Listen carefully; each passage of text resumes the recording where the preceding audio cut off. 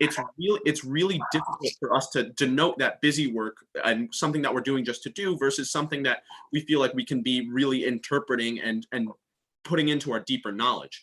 And I think one way that that can be really fixed is through a really clear definition on how we're going to be graded moving forward.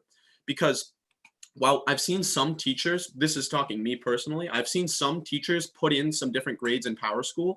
However, there hasn't been a mass definition of what grading will look like from now until May 20th, if we're back then, or even if this extends to the end of the year. And obviously, I know that that cannot be decided in one meeting, and I would never ask for that. But I think something that's really important that I'll touch on later is just a communication of when decisions are being made about what's going on and what's going on specifically with grading, that those are being displayed to the students. As I know some of them already are with Dr. Pin's newsletters weekly, and I've been getting emails from Mrs. Damaris as well. And I think that's really great, and that needs to continue. And students are really anxious to know what that grading is going to look like going forward, and that conversation needs to continue. And so like it says here, the entire day in front of a computer screen is really tough for a lot of kids, for all kids, and for teachers alike. So if you could go to the next slide, please. I wanted to just get into the numbers here for a second to kind of show you what a student's day in distance learning really looks like. So general education classes have been told to give about 4 hours of work a week, no more than 4 hours of work a week. And administration, and you guys have arrived at that number for the 48 minutes of class that we normally have times the 5 days a week of schooling. AP and honors classes, due to the extra rigor, have been given 5 hours of work a week because, like I said, because those classes are voluntary and they're extra hard. But the average Barlow student takes, I found this out through conversing with Dr. Pin, takes between 2 and 3 AP/honors classes. So that's 2.5 AP honors classes per student, which leads to about 6 hours of work every day in a normal 5-day week of schooling. So if you could go to the next slide. Thank you. That 6 hours a day feels like a lot. And I wanted to take this time to demonstrate what that really feels like. Because what you're losing in that 6 hours is, in a normal 48-minute class period in school, there's a lot more than 48 minutes of sustained learning. There's social time, there's transition time, going from activity to activity, there's time for giving directions, there's time for students to get situated. So it's not 48 minutes of sustained learning. And you're also losing that scheduled lunch or breaks between classes. I mean, students really thrive off of those 5-minute passing time breaks and 10-minute break. It's a really important time to have that social interaction that we've unfortunately been deprived of. And it's really difficult to go through a normal school day without those. Same thing with designated study halls. We lose that 48-minute block of just sustained time to get some extra work done, or if you've had a long day, just to take a break. And of course, this is all done in front of one computer screen, which is really difficult for students to adapt to, and for teachers and administrators and anyone working from home to adapt to as well. But I want to make one thing extra clear, because I think this is really important. I'm not here to complain on behalf of the Barlow students. That's not what I'm trying to do with me demonstrating these numbers and demonstrating what the day feels like. I really just felt obligated to tell the board, to let you know how everyone is feeling and what this really is looking like on a day-to-day basis for students. Because in order for the Board of Ed to make informed decisions about how we should continue distance learning, what we should implement, what we should maybe think about adjusting, you have to know what's going on in the students' lives and what this looks like. So I want to make that very clear, that I'm not trying to sit here and complain about everything. I really think it's important that the board and anyone in the community who's watching to just be informed about what this is really looking like, so that you know how to make great decisions about how we can alter distance learning to make it as great as we can. If you go to the next slide, please. So just some other student thoughts, and this is other things that those students communicated to me that they thought were really important. And I thought these were some great, just kind of quick hitters, quick fixes. So one of the main things that I heard was this idea of Google Classroom organization. And a lot of students felt a little overwhelmed and a little confused about if their teacher would post, let's say in 6 different posts for all 6 different assignments for the week, and they didn't know which one they were supposed to submit which assignment to, where to define the directions for one assignment, or anything like that. That's really overwhelming, and it causes unnecessary stress. And I think there's so much stress in this situation already that if there's anything we can do, even small things, to eliminate stress, we should seize that opportunity. So all work in one post. Teachers implementing this, putting all of the week's work in one Google Classroom post. I know a lot of teachers are already doing that, and it works really well for us as students to see it all in one place, and for it to be very clearly made that, oh, all of the things I do this week are submitted right here. And then it's not this kind of hunt and peck kind of thing of trying to find where we're supposed to be submitting work. So, and then also another idea is this consistent feedback. I have so many teachers already who have already sent out surveys and other things to kind of gauge how their students are doing with the work that's being presented. And I think that needs to continue, and teachers should definitely be giving out those surveys on a consistent basis, because if you asked me how this distance learning was going 18 days ago when we started, it would be very different. My thoughts and opinions would be very different than they are now, as they would be for teachers and administrators as well. So that consistent feedback is really important. And communication goes along with this. I touched on this a little earlier, but I think it's really important for the students to understand what the future is going to look like. And I know that we don't have all the answers, and the Board of Education doesn't have all the answers yet, because all we have to go off of our projections and other things like that, and we don't know what that's going to look like. But I think it's like it says, communication is key, and anytime a decision is made, because I had so many kids ask me, do you know about finals? Are we having a graduation? Is there an online graduation? And I know that all of those answers are not sitting in our back pockets right now, and we don't have those answers right now. But the communication between the administration to the teachers, to the department chairs, to the students is really important. And when we make those decisions, and when the board makes those decisions, for that to be communicated is super important. And finally, I just wanted to give a personal shout out to the flexibility and accommodations that our teachers have been giving us have been extraordinary. And it's been so nice knowing that the teachers totally understand that this is a novel process, and it's a novel process for them as well. And I think it's really important to recognize the amazing hard work our teachers are doing. And teachers have been flexible. If myself or any other student has said, hey, I thought this assignment was going to take X amount of time, it's taken a lot more. Is it okay if I just have till Sunday? Our teachers have been great about granting those extensions and being really understanding of our students. And I wanted to just say thank you to them for that. If you could go to the next slide, please.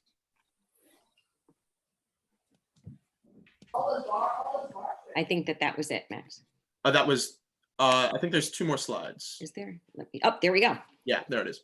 So, and I just wanted to give a quick shout out. My great friend Chloe Rosendahl has put together this project with the Easton Senior Center where she works. It's described here. They usually spend a lot of time in the Easton Senior Center, these senior residents, and during quarantine, they've been especially vulnerable to the virus, and they can't leave their houses and socialize like they normally do. So it makes them feel super isolated. So we are trying, and Chloe specifically is trying to look for volunteers to be a pen pal for these seniors.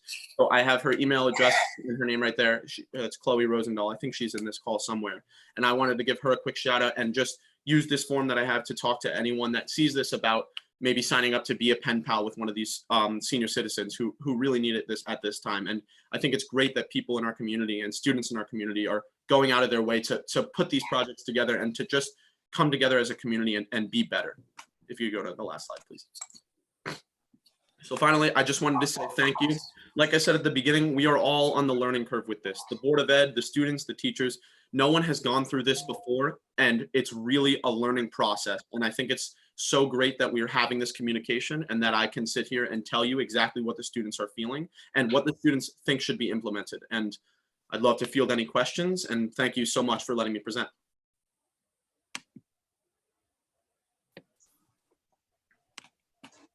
That was great. Thank you. Thank you.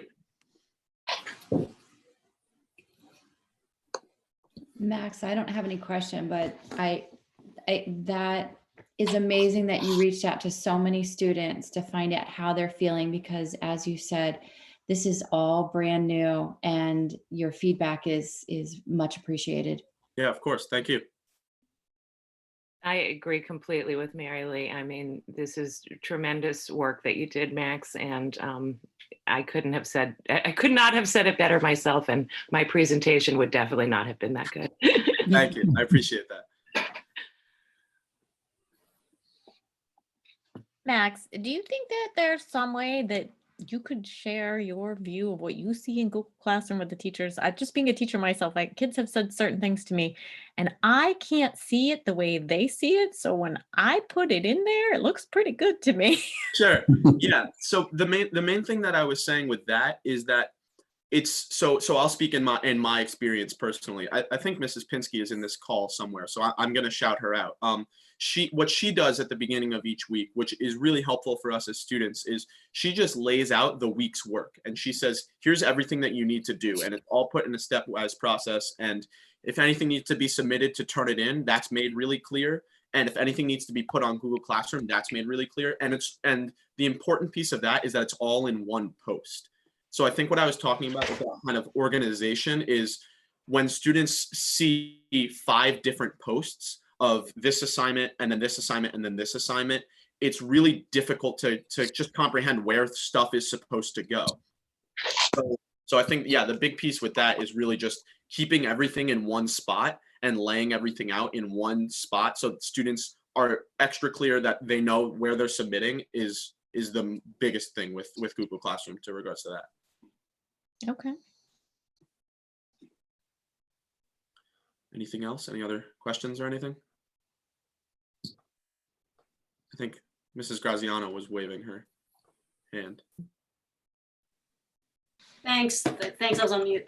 Max, that was excellent. So I appreciate you reaching out to the students, and what you've heard sounds very similar to what I've been hearing from the students in my house, as well as the parents of other students. So appreciate that. You mentioned in a couple of slides that the structure is helpful, or the teachers communicating the whole week ahead. But don't teachers do that in some cases when you guys are in the school, or is it just the prodding every day? Oh, don't forget, you have to do this. I gave this to you on Monday. Is it that interaction that reinforces if they do already give you assignments ahead of time? Yeah, I think with that, as far like you said, like giving assignments ahead of time, I think with that, like I said, I think especially with the underclassmen, they feel just like if they get all those assignments ahead of time, that's what I've been hearing kids saying that they want. And it's great that kids can structure themselves out.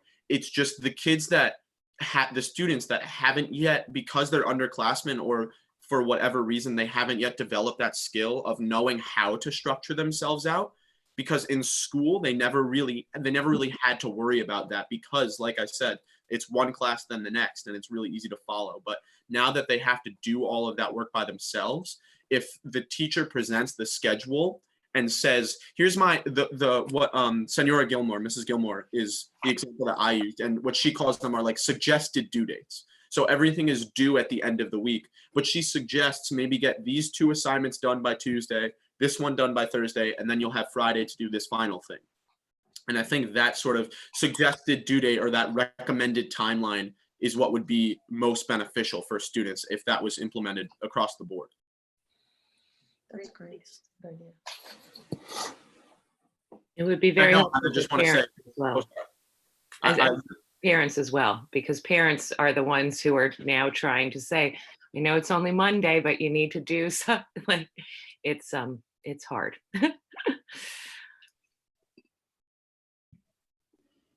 Yeah, perhaps we can make the deck available on the website so that for parents or students or whoever that may have questions, or even the community members. I've gotten questions from the community members as to how it works, what are we paying for, that kind of thing. It might be helpful to post that just so people are aware of what's being done.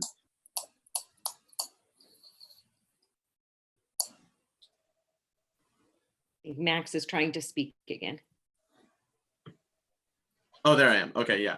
Yeah, definitely. Thank you so much. Yeah, definitely. I think like you said, Mrs. Denny, like it's just a learning process on all aspects. And I think any little things that we can do to try and further that process and just make it run as smoothly as possible are things we should be implementing in all senses of the word.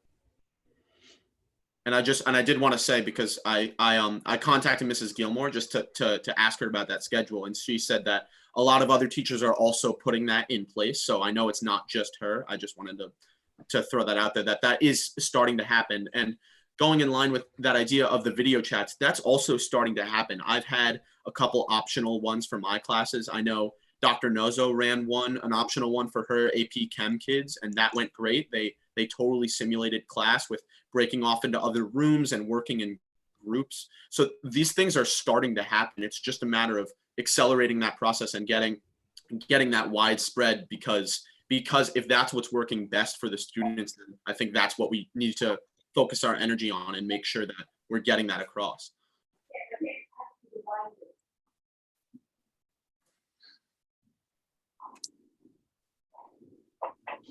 Gina, I know that Barbie Powell does a course for students in the summer, usually like an organization, like how to be prepared, like for the younger students, for kids entering high school. And I'm not at all volunteering Barbie to do any extra work, but I was wondering if she had, you know, even a short presentation, like she could help, you know, do for the kids, just to say, you know, look, here's how you should be planning your day. Maybe just some helpful hints, anything, you know, that could get them through this. So that's great, Karen. I know her course, it's very popular in the summer, that transition course. I see that Paula Panos is in our audience, and I know our school counselors have created grade specific Google Classrooms. And in those classrooms, they're posting exactly what you're looking for, little videos, tips for families, for students to help organize. Because as Max said, that's one of the biggest leaps. I think we're feeling it more this week than we did in other weeks, that feeling of isolation and what students should do with that. So there's just some great tips and a huge plus for the counseling department. They've started those classrooms right away in the process, but I think as we are in this longer, students are going to find that a very valuable resource, and we'll keep adding to that.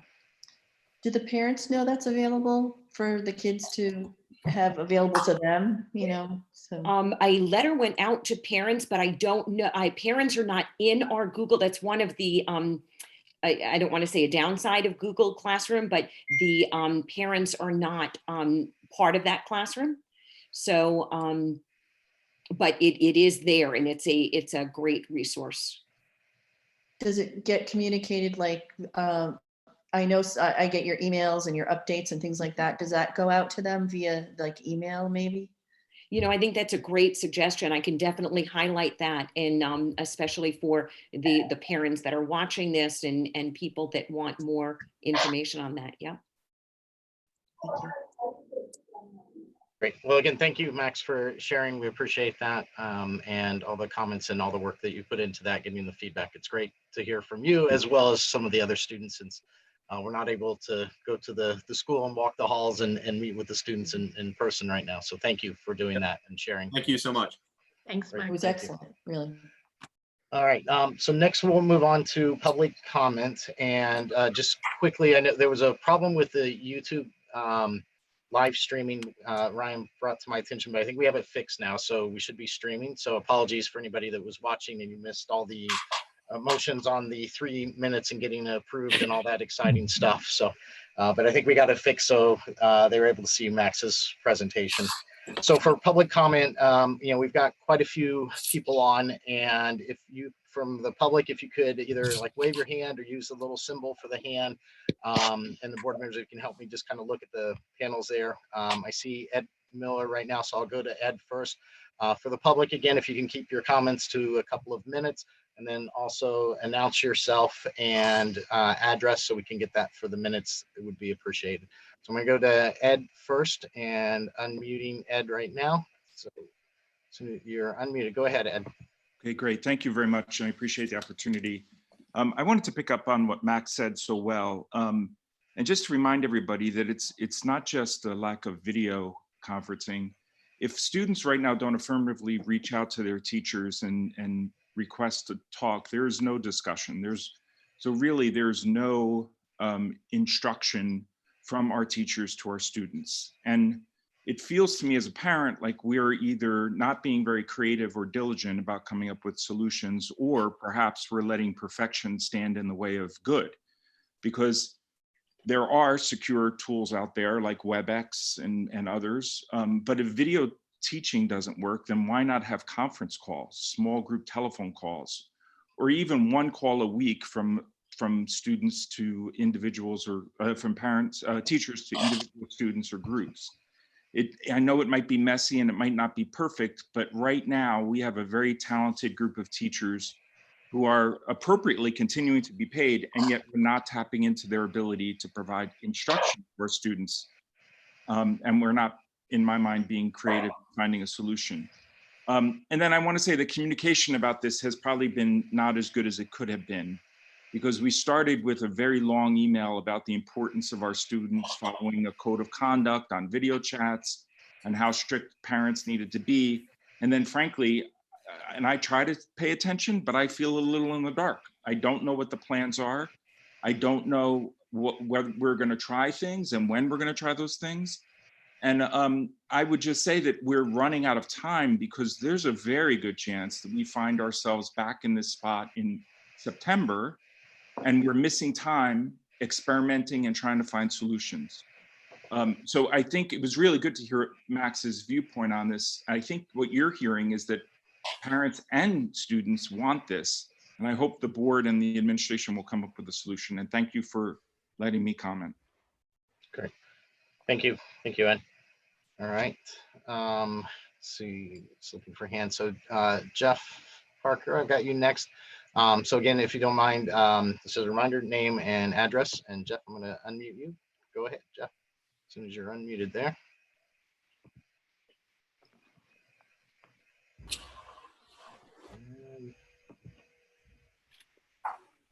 All right. There we go. Live. Go ahead. There you go. Jeff Parker, 45 Morning Glory Drive, Easton. I know you have a full agenda, Todd, so I'll try to be brief. After my own careful review of both your insurance reserve and your object summary, Region 9 is on track to have a wonderful 7-figure surplus at the end of this school year. Now, what that final number will be is still a couple of months away, but I'm asking that you return every dollar that you possibly can to the towns of Easton and Reading. The Easton schools and residents of our town need these extra dollars to ensure that we can continue to maintain the high level of educational excellence that we offer to our students, as well as providing tax relief to everyone in the town. I'm sure that of the 22 million people that have filed for unemployment over the last few weeks, that a percentage of those people live in Easton and Reading. The return of this money will certainly be a great help for everyone. Thank you. Thank you, Jeff. All right, anyone else? I'm scanning for any hands waving or Jamie Barrickman has his hand up, Todd. Jamie Barrickman. All right, 1 minute. So does Jenny. All right, we'll go to Jamie Barrickman first, and then Jenny, I'll come to you next. Jamie, you should be live. Yes, thank you. So thank you very much. Jamie Barrickman, 3 Churchill Lane in Reading. So Todd, I want to just thank you for your presentation to the Board of Finance last week. I thought it was quite helpful and very instructive as to the budget pressures that you're going through and the decisions the board has made.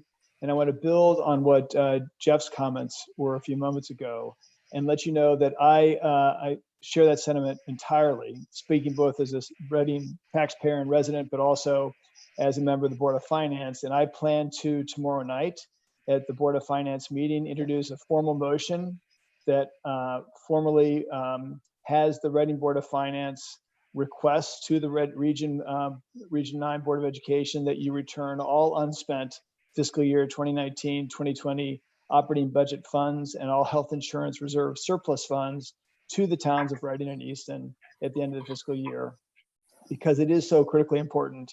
And we're looking at not just increases in the operating budgets of the town, but we're also looking at a significant decrease in the net revenue and tax credits that we have to raise tax funds to cover. So just speaking from Reading, we have a $600,000 deficit beyond just the budgets that the 3 operating budgets represent.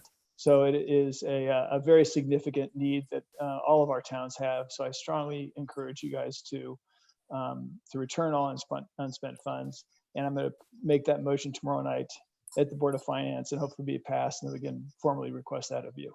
So thank you. Thank you. And then Jenny, I'm going to come to you next. All right. So Jenny Cheetah, you should be on mute. Am I all set? You're set. Go ahead. Okay. Jenny Cheetah, Wildwood Road, Easton. First, I'd like to acknowledge the extraordinary efforts of Tom, Stephanie, Gina, and all of the faculty at Barlow for their continued dedication to distance learning. I am hearing wonderful things from parents about the work their children are engaged in.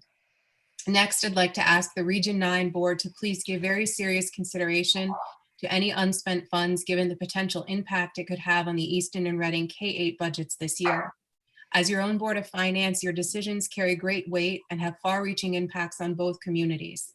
While you are specifically tasked with the 9-12 program, I respectfully ask you to consider your younger constituents in your financial planning. That's it. Great. Thank you. All right. Anyone else from the public for comments? It looks like FB Jones has their hand up.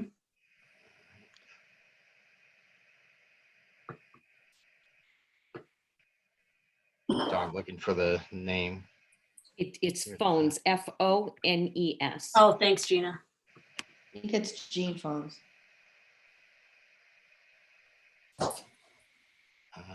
Sorry, I don't find it here. I'm looking for it. There we go. I found it. All right, just a minute. All right, you should be live. Go ahead. Thank you. Sorry, my name's Jean Phones. I live on 64 Staples Road in Easton. And I just, this distance learning has been, at least we were able to do it. But I do find the lack of contact with the teachers is hard for us as parents, especially, I don't know if it's obviously with the high school kids, but and not just, I'm not talking about our contact, but the kids' contact. Like there's work given, and if they have questions they can ask, but I'm finding very little teaching being done. So I don't know if I'm the only parent finding that or not. So I just I do phone conferencing. I know the video thing is an issue because people don't have internet or whatever, but most people have phones. So I'm not sure if something like some kind of phone session could happen, just to give some kind of not student initiated teacher contact throughout the week. That's all I have. Thanks. Great. Thank you. All right. Anyone else from public? Comment. All right. Seeing no others, we'll go ahead then and we'll move on from public comment. We'll move on to item 5 on the agenda, board member comment. So I'll just go around quickly. If any comments, Cheryl? Nope, not right now. Okay, Mike? I just have one comment.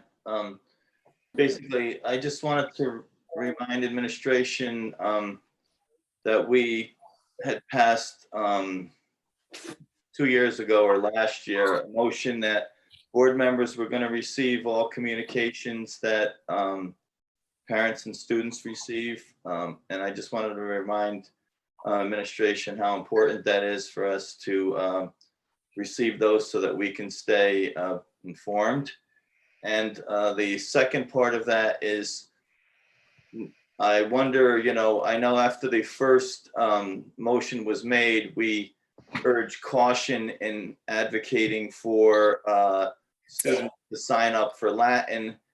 But I wonder whether there's been any awareness given to students of the opportunities available to them in the upcoming year to take Latin. And I think it would be beneficial not to wait until the last day in June or the last day of school before we announce it. I think the sooner that's known to students, the better the outcome. Okay. Great. Thank you. Moving down the list quickly, Juliet, any comment? Yeah, I just think that, we've come a long way in the past couple of weeks, and I know maybe it's not perfect, but we really are getting there, and it's great to see, that the community is all participating. Gwen? Not at Any this opening time. comments? Okay. Karen? No, I have heard from a couple of parents. In fact, I have a neighbor across the street. She has 7 kids in the same house. And for them, it's a challenge, all different grades from, kindergarten right up through high school. And so I know, screen time obviously is an issue for them, and getting everybody on at the same time, things like that. It's not always, 1, 2, or 3 kids in a house. Sometimes it's a lot more. So I think we have to be cognizant of that, and appreciate that these parents are really trying as hard as they can to make it all work. And some of them are working full time too from the house. So we're all just trying to make it work. Yeah. Mary Lee, any opening comment? Just based on everything that I've heard, communication is key. And I would ask, as I'm going to draw upon my former teaching experience, I can't imagine the task right now of turning my entire curriculum around, the entire curriculum, into something that is completely different from what I had taught before, because the content is kind of the same, but you have a whole different format for teaching it. It's a really, really tough job.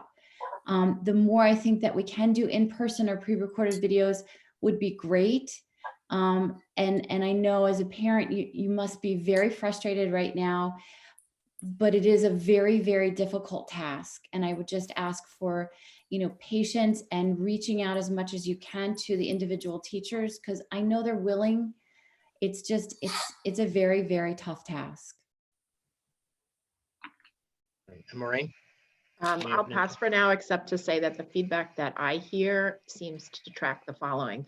The most flexible folks with the most flexible approach towards what their children are going to get out of the curriculum seem to have the best outcomes right now, or seem to be managing the transition. And so I think collectively as a board, we need to encourage flexibility wherever we can, about whatever we can. I agree. And I will pass, but I agree wholeheartedly. We all need to be as flexible as we can as we're moving our way through this. All right, so we'll move on to our next item, number 6, reports, administrative reports. So Gina, I know if you've got any, or Tom, if you guys want to move around on administrative reports. I think Scott, you provided some financial, healthcare, and some others. So if we wanted to cover any of those in the administrative reports section. We could do a rock, paper, scissors, but mine is very quick. I did want to just bring to the board's attention we received a grant in all of this. Rosemary Reber, our transition coordinator, I along with Ryan Paola, sorry, Ryan, applied for the Perkins grant. We do this every year, and it's the Perkins Career and Technical Supplemental Enhancement Act.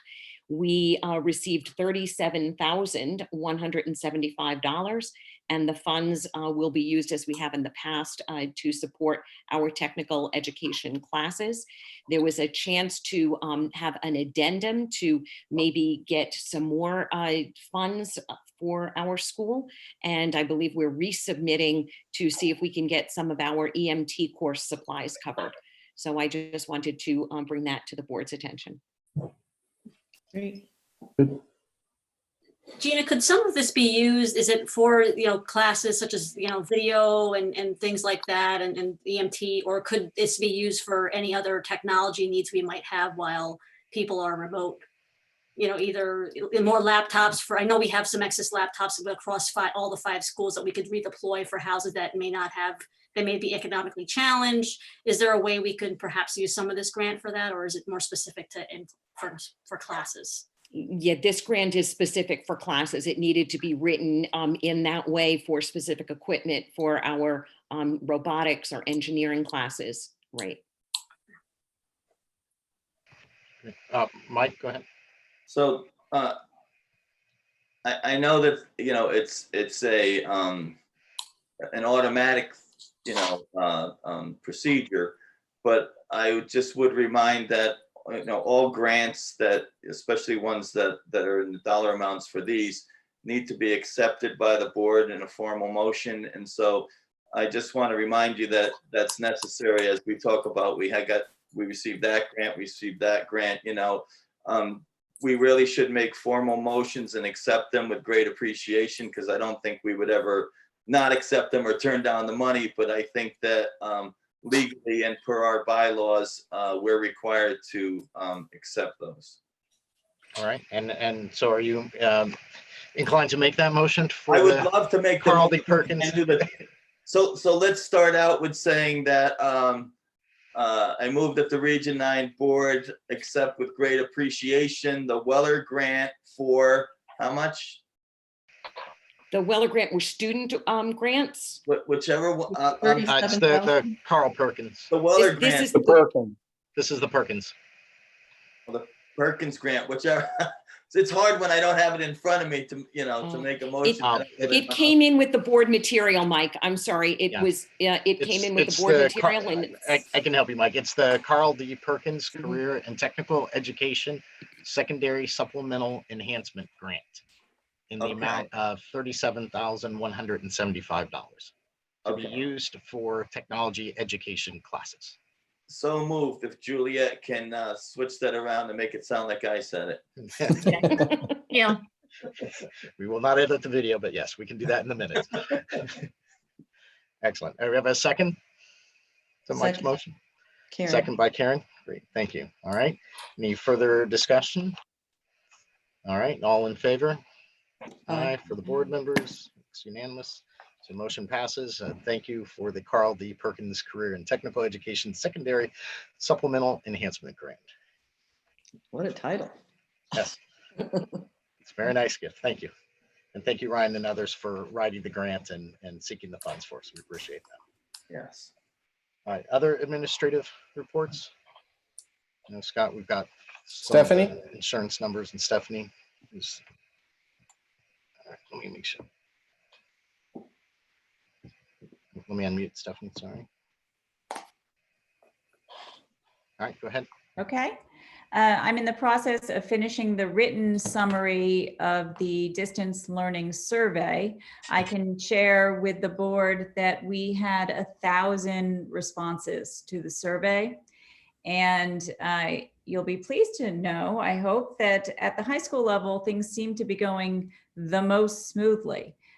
We see the fewest issues with understanding the technology, the need for a great deal of parent assistance, which is what we're seeing really mostly at the elementary level, but to some extent at the middle level as well.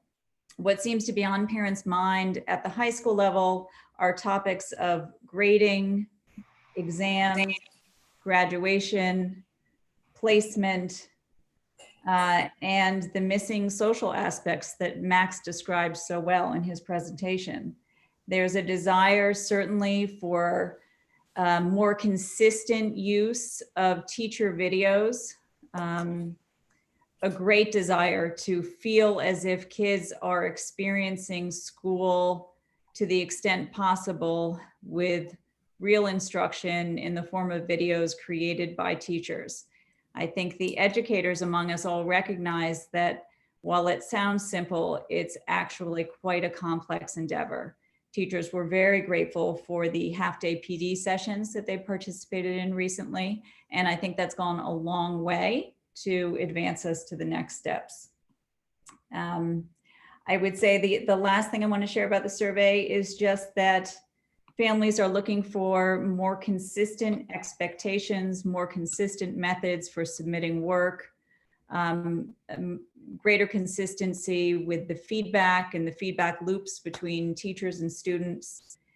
And I think many, many families described a high level of stress and anxiety in their homes right now. And I think we're all trying to be sensitive to that and trying to balance our desire to advance our curriculum and maintain a higher level of rigor with understanding that this is a time of incredible stress and unknown for so many of our families. And people are working hard. Our teachers are working hard. Our leaders are working hard. Our families and our kids are probably working the hardest to keep things moving along. And every day, I think we're seeing some progress. So the survey that we completed was roughly 2 weeks in. I think if we did it again, we would probably see a lot of progress in the responses. I see Max has his hand up. Max, unmute you. Go ahead. Thank you, Dr. McMorran. I heard him mention, so I just wanted to comment on that.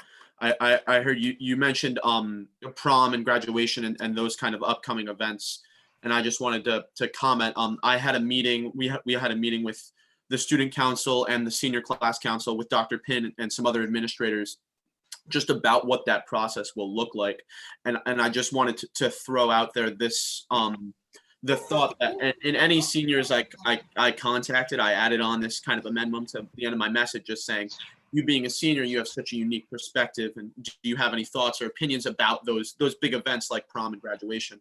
And overwhelmingly, I'd say if I got anything from that, the most common theme was seniors saying that they're anything is on the table for them, and they're really willing to do anything. And I think Dr. Pinn would agree that the meeting that we had reflected those same ideas of, even if that be some sort of summer ceremony.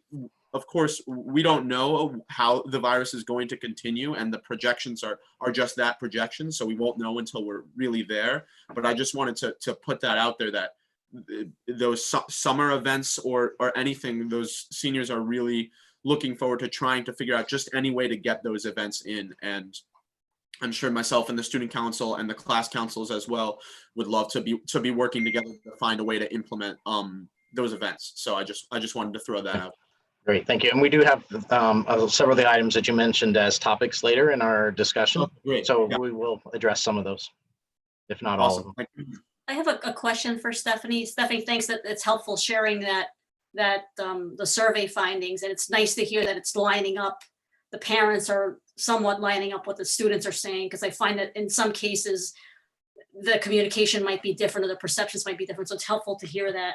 And it also sounds somewhat consistent with what the two public commenters said earlier about their own experiences. So is there any plan, or what's the plan to communicate the survey findings, or to not just the parents, the students, the teachers, because I think something like this would probably be excellent feedback for the professional development sessions that we had during spring break. So what's the plan to communicate that? And perhaps, I know we want to be flexible, and I totally encourage that, but Yes. What's the plan to just monitor that as we go along?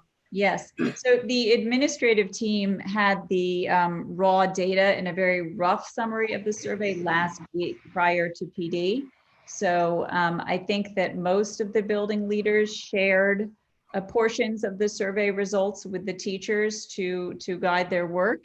I'm finishing up the written summary, and then I will share that with all of the boards, and we will post that on the website.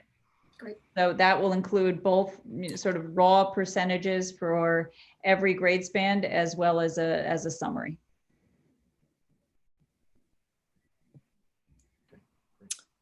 Todd, if I could just come on Stephanie's comments.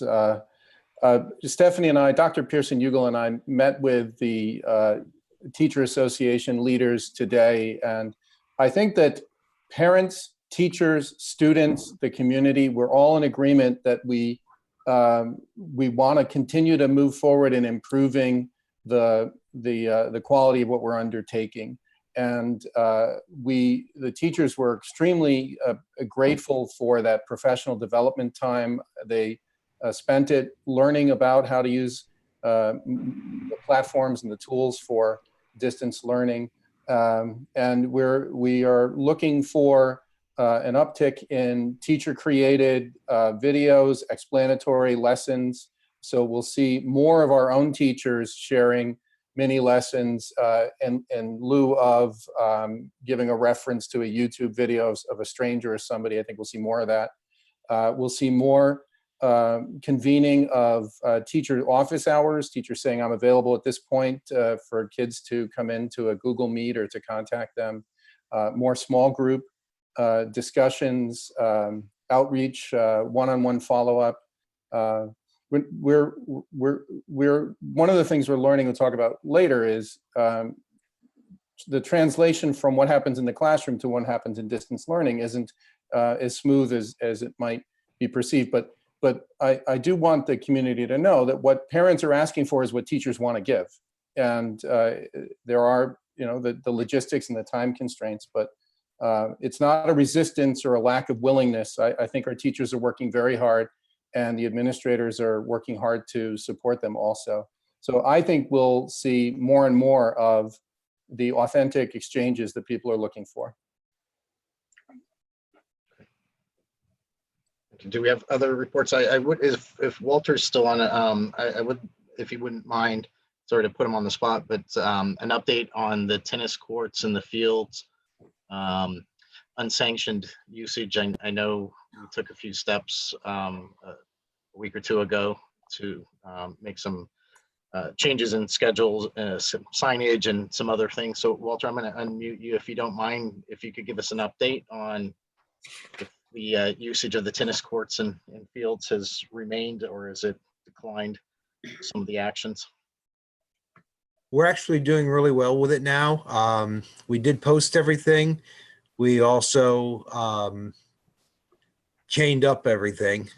Tennis courts are all locked up. The fields are locked up, the stadium. The only issue we've had, I check them several times during the week. Kids have been really great. The only person that I have seen on the track since it's been locked up was actually an adult who I waved off, and they left. But it seems to be working. Like I said, everything's posted and people have been behaving. Right. And just, yeah, some context. Thank you, Maureen, for helping with the signage on that. And just for context, again, we had some members of the public and some board members that had been by the school and had seen quite a few people using the tennis courts and the fields. So we've had to put a few additional measures in place of signage and locking, as Walter mentioned, to try to dissuade usage of it while we're still under lockdown. So it's good to hear that things are working. I wanted to thank also the Reading Police because they have been very responsive in coming around and doing sweeps of the building and just making sure that things are secure on the outside. Great. Very good. So other, Tom, any other reports? I know Scott, if you wanted to cover some of the budget transfers in those items. Yep, I'd be happy to.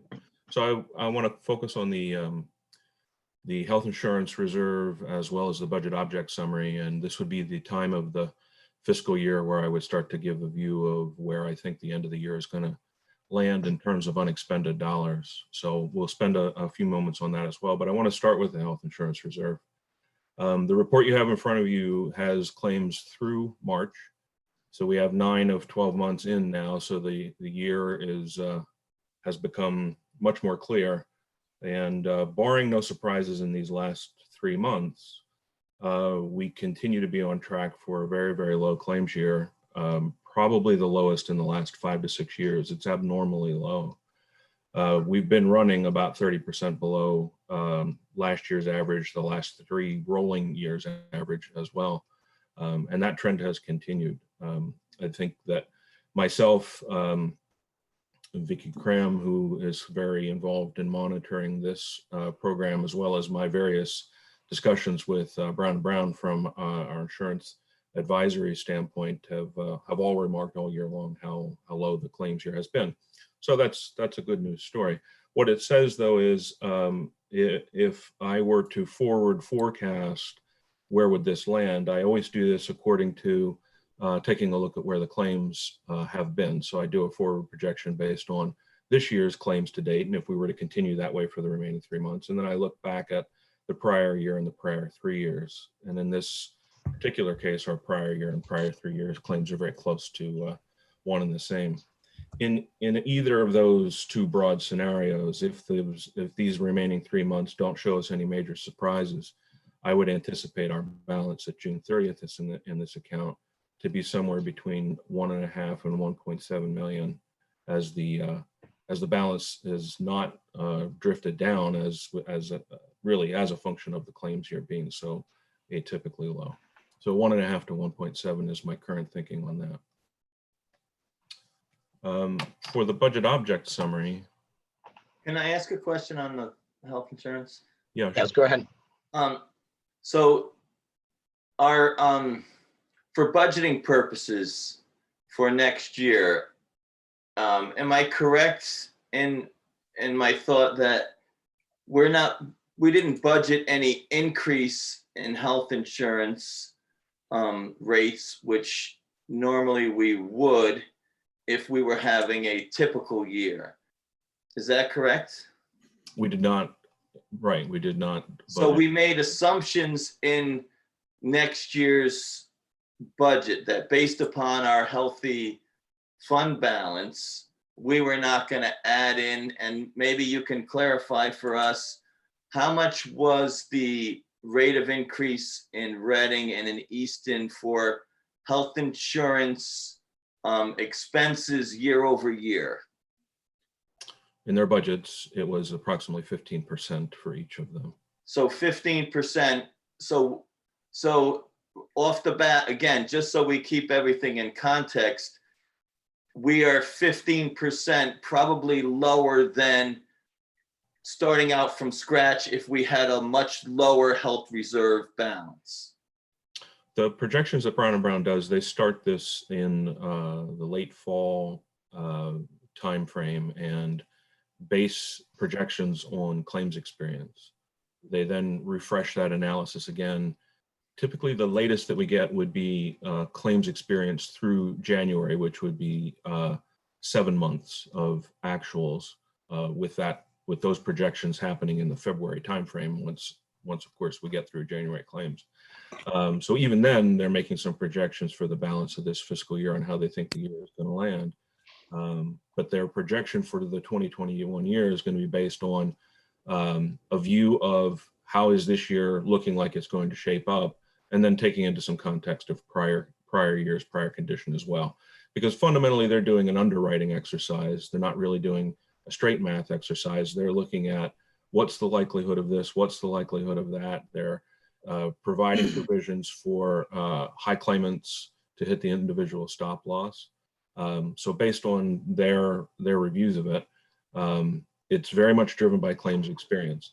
Knowing that this was a low year for Region 9, that was absolutely part of the context of the outlooks that they were doing when we were doing this for budgeting purposes. Right. So basically, there is, it's not, that straightforward, but that has been factored into the calculations. The fact that we have a higher than typical health reserve, and again, we're forecasting based upon the last couple of years of lower than average claims.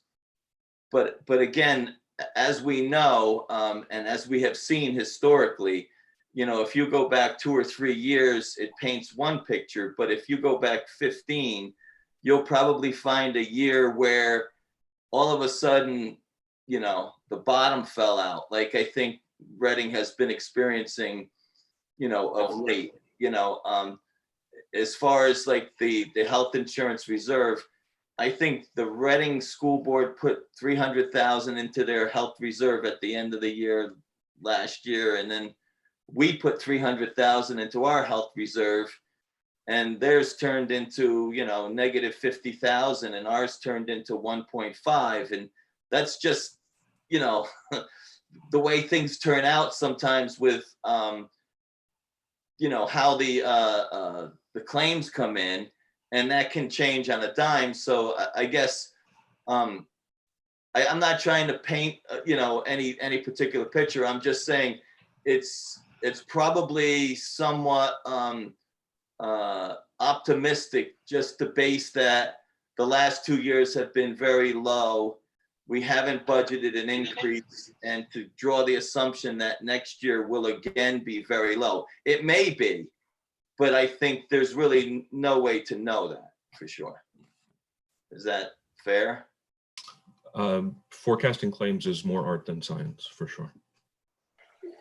Just a follow-up question, if I can, to Mike's question. So remind me, Scott, I think when we go into any given fiscal year, we probably like to have 3 months of run rate in the beginning in terms of reserve, or is that, am I remembering that? Right. The recommended guideline that Brown and Brown gives us is a 2 to 3 average months worth of claims dollars. So if our average has been, call it close to 200K over the last 3-year rolling period, that would be a 400 to 600K reserve as a base.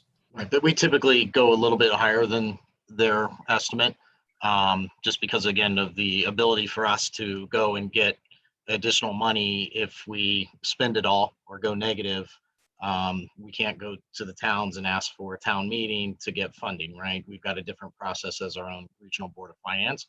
So we tend to, as historically, our board tends to keep a little bit more than the 2 to 3 months. So we do have some reserve in case we do have a high claims year.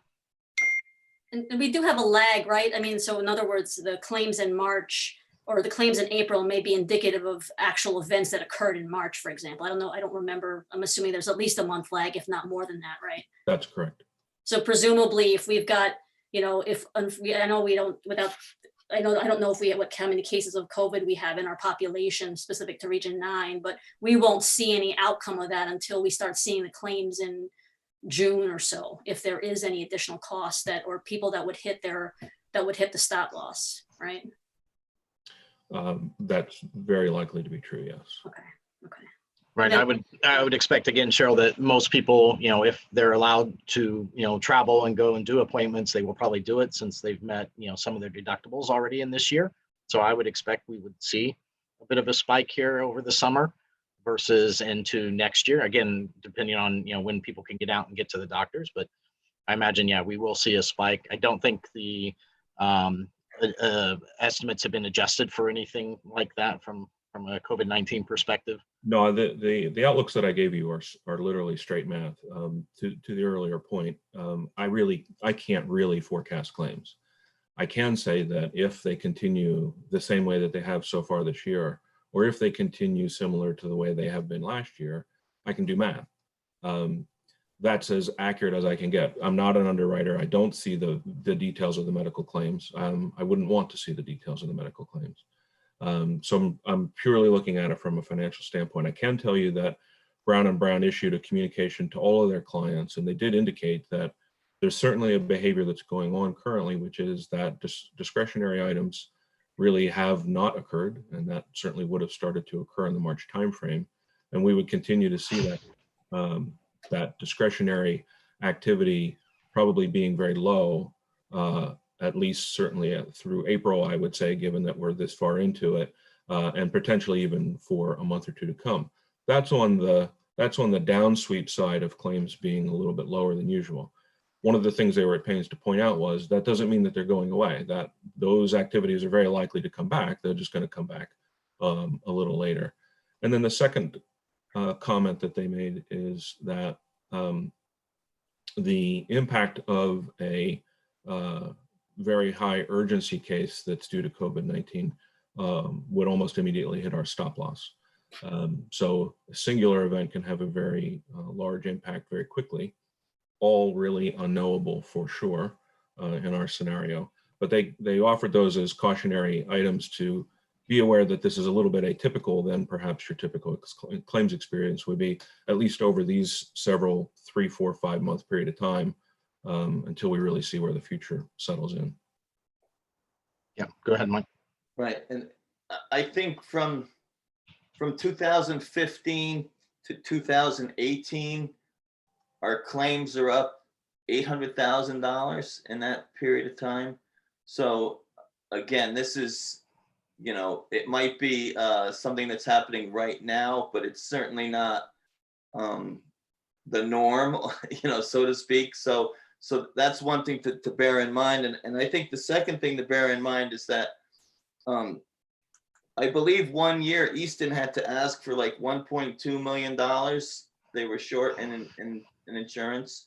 And then I think, I don't know, a few years later, it was another like 400,000. And again, we have to remember that we can't just go to a town and ask for that money. You know, to Todd's point, we are funded by the 2 towns as a separate regional district, and that would require a referendum to be able to get supplemental funding for a unusually high claims year. And that being said, I do think, I mean, obviously we have a pretty healthy reserve at the moment, and leaving our budget flat for next year. I do think directionally, and we'll let Scott get through the rest of his items here, but, directionally for unspent funds, and normally Region 9, we will put money into pension, healthcare reserve, capital, or return to the towns. And, I think, and I'll look for board member feedback on this as Scott gets through his other items. Directionally, where do we want to go? Clearly, the boards of finance in the town would like us to return some money. So I'd like to be able to give some direction since they're having meetings here. But I do think, our healthcare reserve is good. I would rather hold on to the cash and not give much of the reserve back, just because we don't know what's going to happen. And I think, we don't need to probably add more into it, and we could spend it down a little bit with the unspent. That's just my take on it. But we'll get board members to comment on that as well, because I think Scott's got some other items. But any other thoughts on the healthcare before we'll do? I know it's not one of our possible actions, but I think we'll probably need to provide some direction here, because it's of high interest. But any other questions from board members or comments around the healthcare reserve? I know, Scott, you've got a couple other items for end of year unspent funds that we can talk about as well and get on the table. Yeah, okay. I'll offer one closing comment in regards to health insurance reserve, because I heard a concept raised here just now that referred to giving back some of the reserve. I would just note that that's, I think what you mean is taking money that's already been put into the reserve and returning it, if that's what I heard. That's uncharted territory for me, and would require some pretty significant assessment to determine if and how that would happen. So I just wanted to make it clear that. No, thank you for that clarification. And yeah, if I misspoke, I'm definitely not in favor of taking anything out of the reserve as is. Yes. Okay. More in, yeah. Okay, so then I would want to move on then to the budget object summary. So what I've done is taken a look at where I think that we would land at the end of this year. And as I mentioned previously, I do this around this time and refresh it periodically as we come into the end of the year timeframe. Ultimately, so the board has visibility of this and can provide some direction. I've done it this year a little differently, because this year, of course, is a little different. I've done it, I'll say, the typical way, which would be, what would the rest of the year look like if the rest of the year didn't involve distance learning? And then I've done a second version of that, which is, what does it look like given our reality that we have?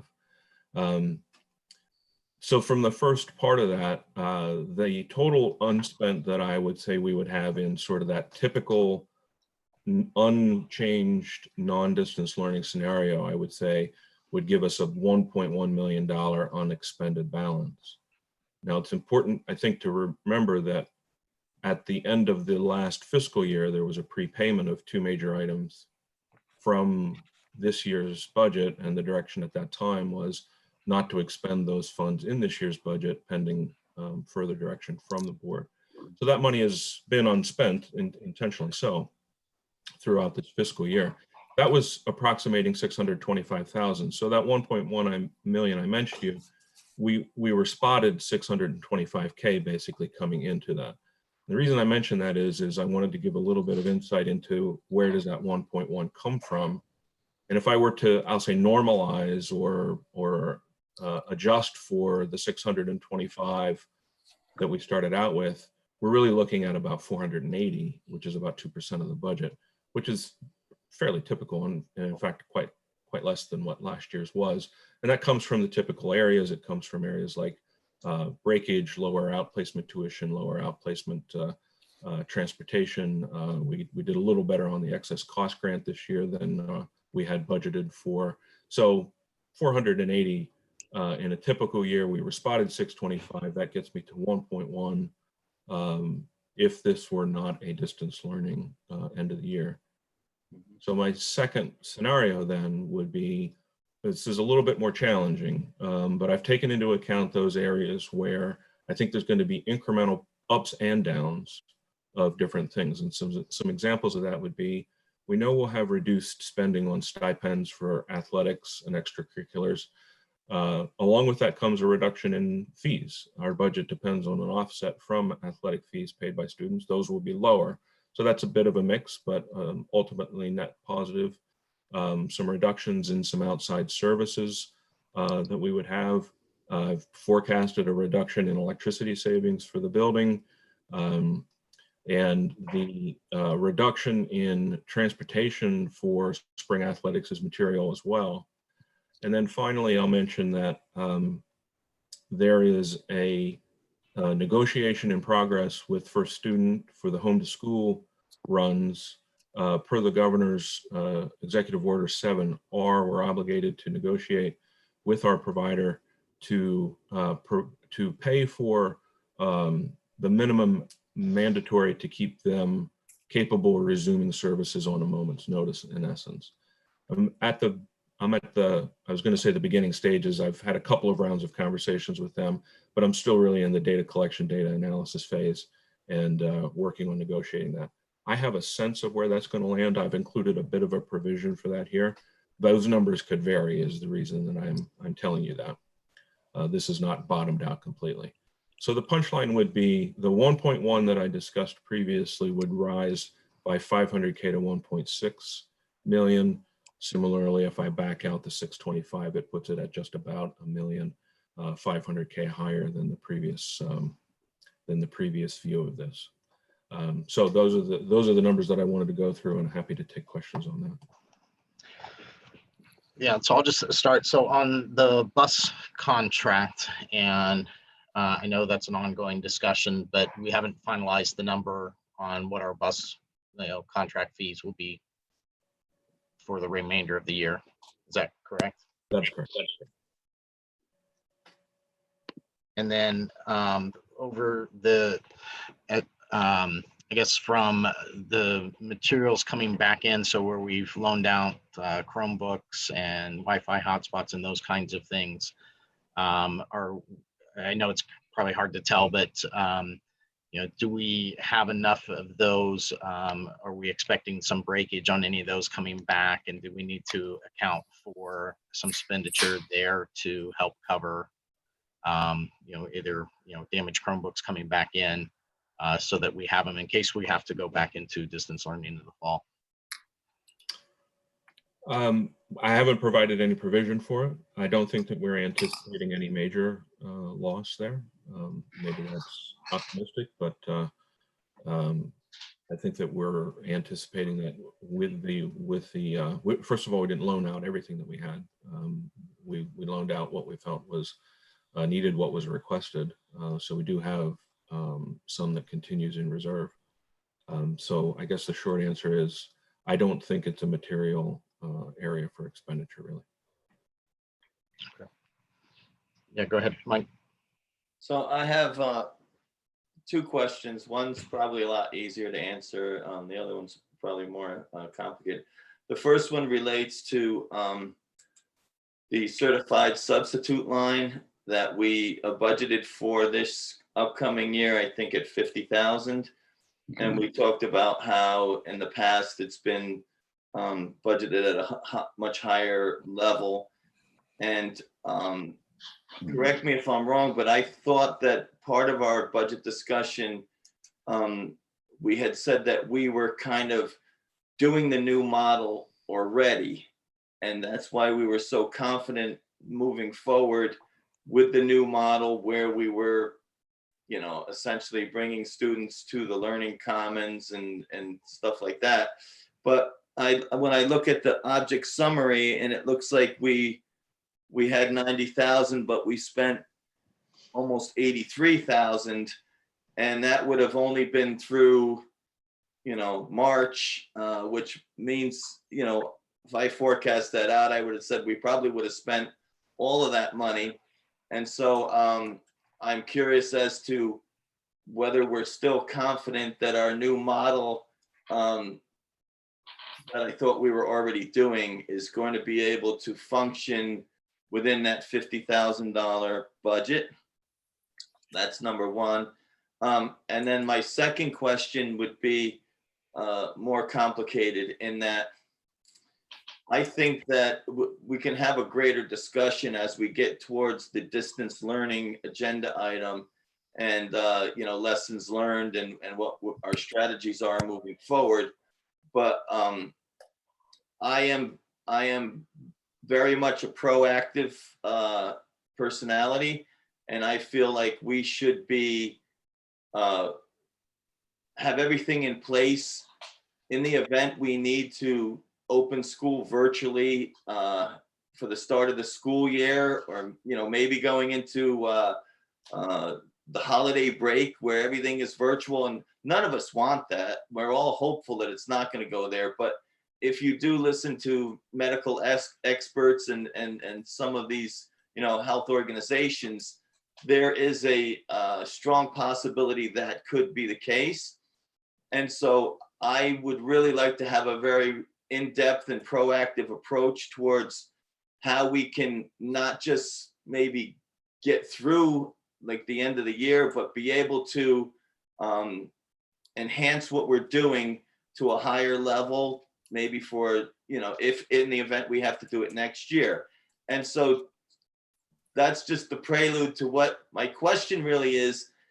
If we need to channel resources, either in professional development or in additional devices or in personal hotspots for students or any of those areas, is that a this year expense or is that a next year expense?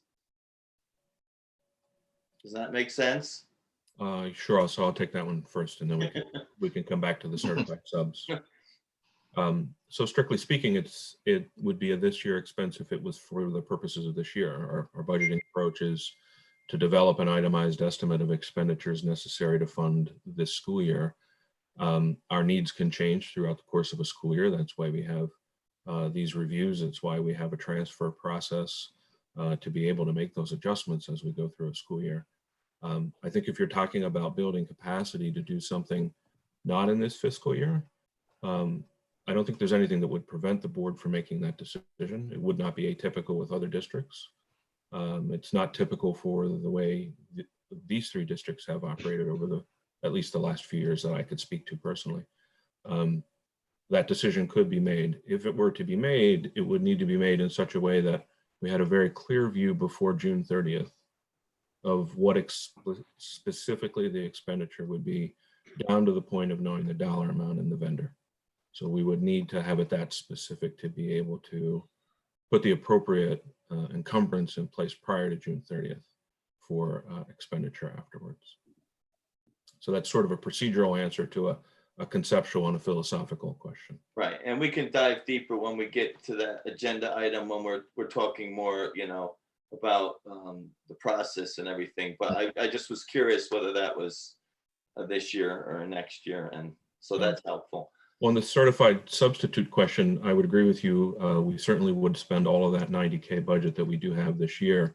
And I'll ask Gina to comment. I do know that one of the particular components of the certified substitutes line is provision for long-term substitutes. So the strategy that was discussed during budgeting talked really to the incidental or the day-to-day types of subs and changing the approach to that. What won't change is where we know we have a long-term substitute for a staff member who is on an extended leave of some sort. So it's very possible that and I'm not into the detail enough to know, have we gone from 6 to 4 long-term absences, and therefore our base has dropped, and therefore our variable component of it would come down as well. But Gina, I'm sure, has more insight on that. Sure. So when we were doing our calculations, one of the things we said when we were suggesting a reduction in this line was that it may involve a transfer. So this year, to just give a little bit more specifics, we were paying money out of the substitute line to cover long-term substitutes, but we were not simultaneously paying a salary for several of those long-term subs. So we were saving money in one line. We were not transferring the money into the substitute line. When we looked back historically at our spending, we never transferred money. If we had a long-term sub in and the teacher that was being covered was extending their leave, going out on an FMLA leave where they weren't drawing a salary, we were not in the practice of transferring money from that line into the substitute line. So we knew going into this that there may be a need to transfer money from that breakage that Scott mentioned before, where we are not paying a salary and then transferring it into the substitute line. So we would still cover long-term substitutes. It's the daily subs that we would not have in the building. Okay, so we're still confident with the process and the numbers that we have in next year's budget. I'm confident in it. Anything can happen, just like the health insurance claims, but looking back historically at the past 3-4 years of data that we looked at, I'm confident that we'll be able to cover that. Great, thank you. All right, and then I guess 2 other areas we haven't, oh, sorry, go ahead, Maureen. I just have a very brief question. When does Scott expect the discussions and the sort of finalization of this savings from the budget, for the budget from the bus discussions? Sometime in the next few weeks. I didn't hear that, Scott, I'm sorry. Sometime in the next few weeks. Okay, thank you. And then we haven't talked about the 2 other items where we could potentially put unspent funds, pension and capital. So on capital, I believe we're restricted to 1% of the total budget. And that dollar, so we have gone traditionally as a board, sometimes we fund up to that amount and sometimes we don't. I do know we have a couple of big capital projects on the dockets coming up, and we also have turf field. So I don't know if briefly, if Scott, you wanted to talk about that, or Walter, about the gym and HVAC and a couple of the big projects and how our capital fund is. Correct. The maximum that can be held aside in a non-lapsing fund like that is 1% of this year's appropriation. So that would be a little above 241,000 maximum contribution that the board can make to that fund. Our capital plan's on the website. It's up to date. There are, as you mentioned, 2 larger projects that are, I think, bubbling their way up the priority list. We, of course, did just complete the work this past summer, which took really the majority focus of the building committee and the facilities and fields committee through that period of time. But the projects that are coming along quickly behind them involve some work in the gymnasium area, which is a multitude of things to cover, building air quality, as well as some other structural items there. And then also the track or the turf field is, I think, approaching the end of its life as well. And I believe that's a $250,000 item that we were carrying, although that's based on an estimate that was done, some time ago. It's not a current estimate. So those are two of the larger projects that are working their way up the list. And can you just remind me? I don't have the number here in front of me on where roughly we're at on capital. The current balance. Sorry. Yeah, the current fund balance. Yeah. It's a little over 830,000. So again, we could put a little bit more into that if we wanted to, or none. So that's an option that we have as well, right? So any range up to 1% of the budget. Mike? Yeah, well, I guess what I would say is that I don't know if Scott articulated clear enough that when we're talking about some of the projects that are upcoming, they're big ticket items, just so that we're aware. We're not talking about just like sanding the gym floor and refinishing it. That's part of the project, but that's probably like, the smallest part. We're talking about, replacement of rooftop heating, cooling units in multiple areas, big ticket items. If you were to do, the items, in their entirety, I could say that you could very easily eat away the entire capital reserve doing everything, which is why I think we've looked to try to do a big chunk of it and then kind of sequence it. So I guess what I'm saying is I wouldn't be, dissuaded by that large number. You see 800 something thousand, because a rooftop unit can cost 50. It could cost a lot of money. So you could go through that really quickly. Right, and we would want to leave some reserve there for any other unforeseen capital. You always want to have a couple $100,000 in case, a chiller or a big piece of equipment goes. Yep. So yeah. Yeah, as opposed to going and bonding for it, which we typically again do for larger projects that we're planning ahead to do. Right. Well, this saves taxpayers money by doing it this way, without going out to bond. I just have a quick question. I don't want to monopolize everything, but can someone speak to our pension fund? Because I would assume that given this pandemic that our fund has taken a monstrous hit. And so I am curious as to the strategy, whether the strategy would be to try and supplement it, or whether the strategy normally is you just kind of sit back and hopefully it all comes back at some point. And to what degree have we taken a hit, and what is the recommendation for funding it for this year? Again, sounds like a lot, but just quickly. Well, yeah, it's timely. Our regularly scheduled quarterly pension committee meeting is actually this coming Monday. So I've already been in discussion with our actuary starting a couple of weeks ago when the markets really began to take a turn. And after they fell, their most ever one-day drops twice in a row, or close to it, this is the very conversation I had with him. As a result, it's an agenda item for the pension committee to look at in some detail. I've asked him to model some scenarios. One of the things that he shared with me was, he said when they do their actuarial projections, they do it on a 5-year rolling average anyway, for the very purpose of ironing out the dips and swings that can happen in a market. And since it's a plan that is going to live, frankly, for decades until it pays out all of its obligations, you need to take a very long view of the investment horizon to do this. So that said, he's run some things. We have the materials now for that pension committee meeting this coming Monday. I think that the committee will undertake an active discussion around, is an incremental contribution above and beyond our existing contribution stream recommended or not. And he's run the math on it. It has taken a serious hit.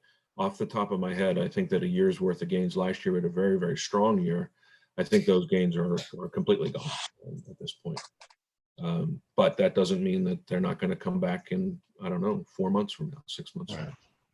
And Scott, along the same lines, roughly where were we percentage-wise on the funding? I know you haven't received the update or current market updates, but I know we typically like to stay in the low to mid 90s on our overall funding of it. Do we have a sense before the meeting next Monday kind of where we're at right now? Yeah, he's actually calculated that as a part of the exercise. So where we were at the end of this past June, at the end of the last fiscal year, and in our financial statement, we're approximately 93% funded. Now, given the events of the investment dropping so much, it's dropped to about 80%. So from 93 to 80, given the reduction in the amount of the account balance that exists. Right. So again, pension would meet next Monday and make a decision, a recommendation back to the board as to, do we wait for the markets to come back up and the funds to come back up, or fund in excess of what we would normally fund into pension to try to make up for some of the losses. Right. And just a follow-up a question with respect to this year's funding, fiscal 1920, and then budget for 2021. Do you recall the dollar amount? It's around 200K. So this fiscal, that contribution is made in July of each fiscal year. So the one that was made this past July of 2019, was made based on dollars available from 2018. So the amount that was budgeted in this year, in the 1920 year, that is part of the 625K unexpended that I mentioned previously. In our budget for next year, 2021, we have also included the actuarial recommended balance, contribution, the actuarially recommended contribution. We've included that in our 2021 budget as well. Presuming that makes it through the approval process all the way, we would make that contribution in July again. Right. So I believe typically, right, at this meeting in the past, we've kind of looked at where we're at and directionally where we're going with unspent. And we usually make our decision at our June meeting and make the motions there with the exact dollar amounts to whichever area we want them to go to, or the return of funds. I think because of the situations that's in front of us, and with the boards of finance asking as well, I think it'd be prudent for our board if we would be able to give direction. I don't know if we necessarily can give a dollar amount because it's still unknown. There's still the pension meeting next week and several other things, the bus contract and several other things that are still kind of in motion here over the next couple of weeks before we get to the May-June meeting where we'll have a definite amount. I would be interested from the board if potentially you can get direction or your thoughts on, how we would like to use unspent funds. If people are inclined to put more in the healthcare reserve, or if we're, good with where it is right now. If people are inclined to put money to the pension, the 1% to the capital, so that, we can at least give direction and then potentially a range of, what would be expected to come back to the towns. So I would like to get to there. So I appreciate board member kind of thoughts on, the categories that we have and the spending direction that we might be able to give some more guidance back to the boards of finances in the towns. I'll throw that out for discussion. And members would like to share their thoughts on directionally what we would like to do with unspent. I kind of feel like at this time, it's really hard to make a decision. I mean, I am on the pension committee, so I was kind of looking forward to hearing what they had to say before making any decisions on that.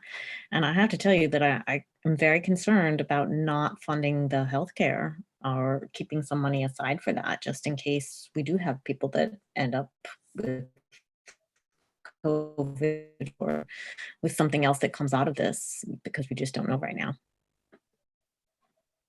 Gwen? Yep.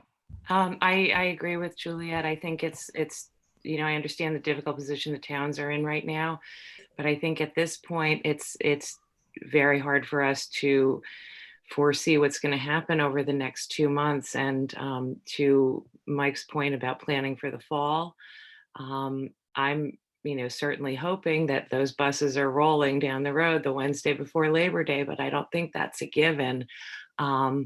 And what, I would like to discuss more when we get to that point in the meeting is what our goal would be for if that would happen. And if we do have unspent funds, I think we may need to encumber some of that to use for technology or whatever training our teachers may need in order to make that happen. As far as healthcare, I agree, we need to fund that because we don't know what's going to happen. And I always like to have a strong capital because we don't have any other place to get money, and buildings being what they are, you never know. I'm a homeowner. I have to get a roof every once in a while. And what about returning, I guess as board members are commenting as well, your thoughts on returning, to the towns, because we're looking at a range of 625 to, what was it, 1.1, Scott? So, it's a fairly large range that we would be able to do some of the things and still have some reserve that we could opt to give to the towns. I think it would really depend on how much we were left with would definitely color my decision.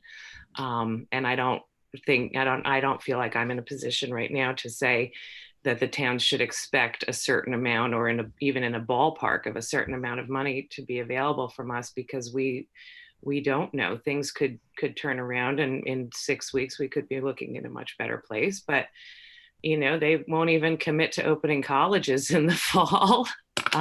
So I don't, who knows, maybe we're going to be in a place where our kids are going to school every other day so that the buildings are less crowded. And I think it's very difficult to commit right now. So that was a really unhelpful answer. And Thank you, Maureen. I sympathize with everyone's statements that they're unwilling to commit to a specific number, but what we're looking for is direction. And I can go out on a limb and say that I think some of this money needs to be returned to the towns. I think the towns will be in an insufferable place. I think we're not clear on that, just as we're not clear on what we need for pension or healthcare or anything else. But it is very clear to me that people will be suffering longitudinally. And I, for one, am committed to returning some money to the towns. Karen?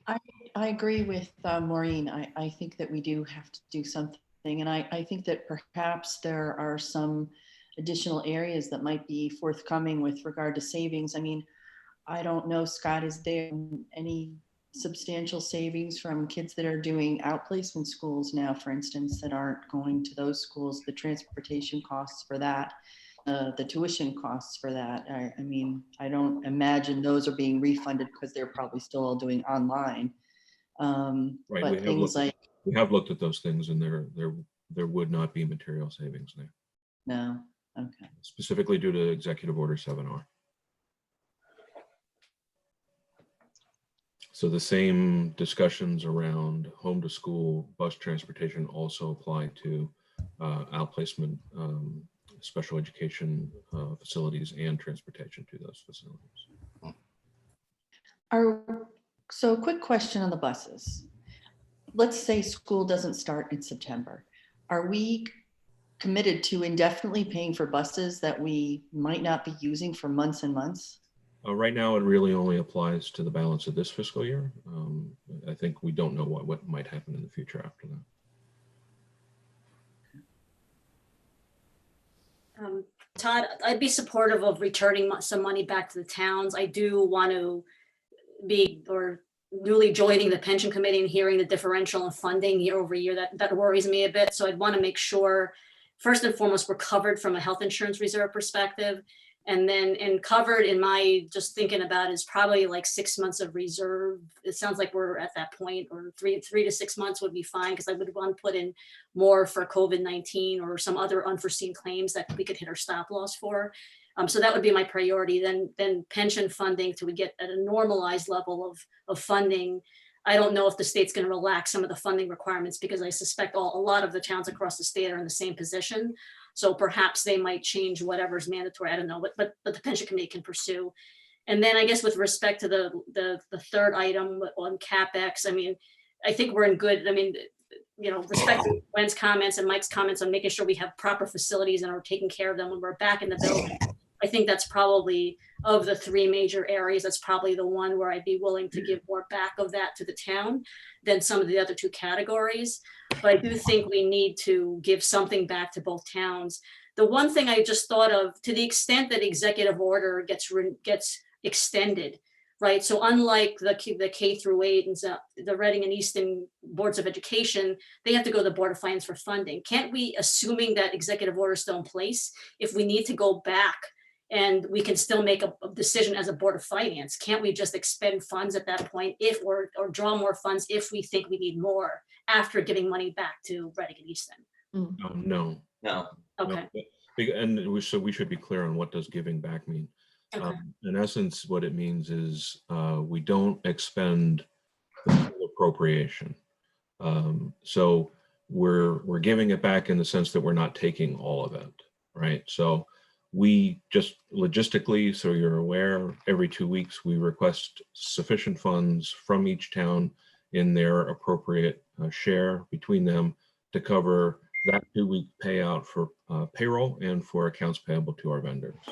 And we do that up until we can do that up until the point that we would reach our total appropriated amount. To the extent that we don't draw all of that, then we have unexpended funds, which we refer to as giving it back to the town.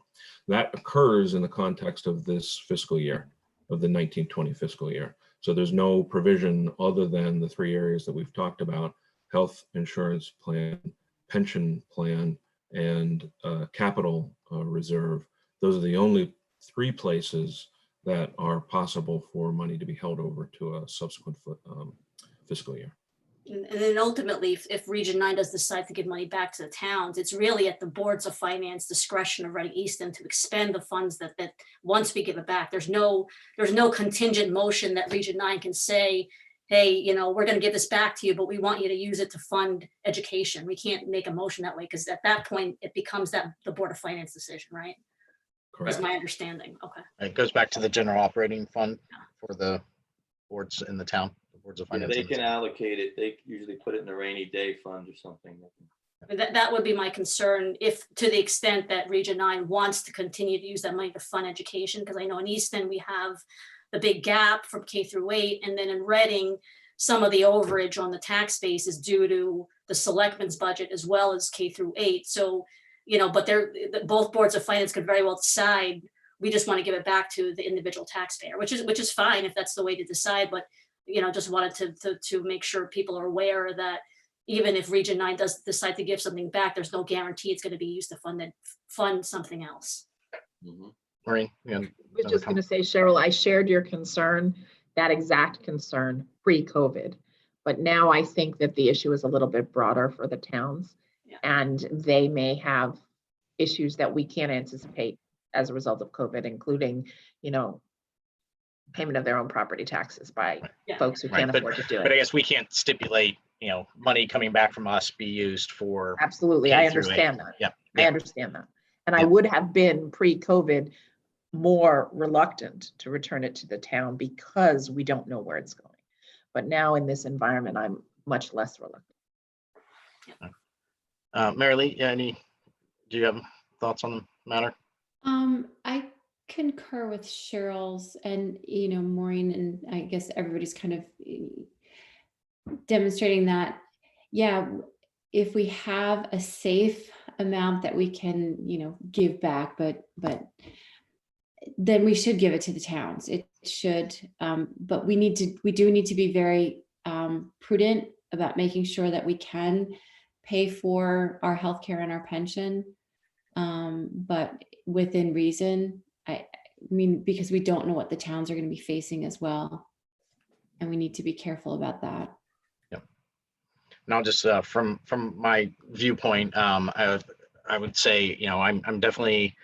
I think we're good on the healthcare reserve, you know, keeping our budget flat. I don't think we need to put excess into there. I think we've got a pretty good reserve there. I would like to make some contribution into the pension. It'd be good to hear what happens after the Monday meeting to see, you know, where that number is. But I do like, you know, keeping us in the low 90% on the pension, and we don't have to make up all the market losses, but we should at a minimum put our normal amount in there and then see if we need to add any additional. I think for the capital, knowing that there are a couple of those big projects coming up that could be pretty expensive, and I want to make sure we've got money to cover those plus any other unexpected, and not going down so low in there that we do have to go out to the bond markets and referendum to, you know, fix a boiler. So I do think that 1% I would be in favor of, you know, putting that full amount in to help cover that. And then finally, obviously returning to the towns, I do think we should have enough extra that I don't think, again, we need to continually top off our healthcare to an excessive amount, that, you know, we should be able to use some money to give back to both of the towns. So I'm in favor of that. That's how I'm coming in. I know, Tom, if you had a comment, and then maybe to kind of wrap this up, because I know we've got other agenda items. Tom, I'll let you do your comment, and then because I don't think we're at a point, it doesn't sound like anybody wants to make any motions tonight about it. I don't think we're at a dollar amount. Scott, well, I asked Tom for his comment. I don't know if you're at a position based on kind of what you heard, if we could have an indication, maybe a range, if we're doing some of the things that we've talked about here, what a likely split based on, the allocation from this past year. Okay. Kind of a range, just to give an idea of what the number might be, knowing that we still have some areas to still make a decision on. Right. But beyond directionally saying, yes, we're willing to give something back, what might be a range there to help the boards of finance kind of from their planning order of magnitude, I guess. Yeah. Could I suggest perhaps Dr. McMorrin covers his comments and I take a look at this while we're doing it and come back. Yes. Okay. Tom, let me unmute you there. Sorry.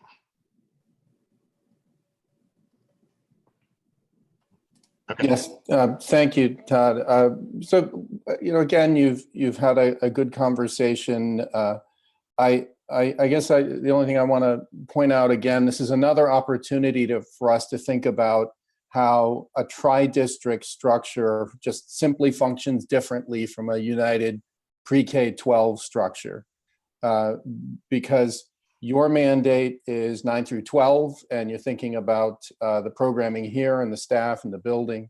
So the boards of finance have to think about how they're going to fund the municipal government and the pre-K-8 system. And so I think it's just something for us to reflect on, that Ridgefield wouldn't have a conversation about how do we fund the high school but not the middle and elementary school, because their mandate is different.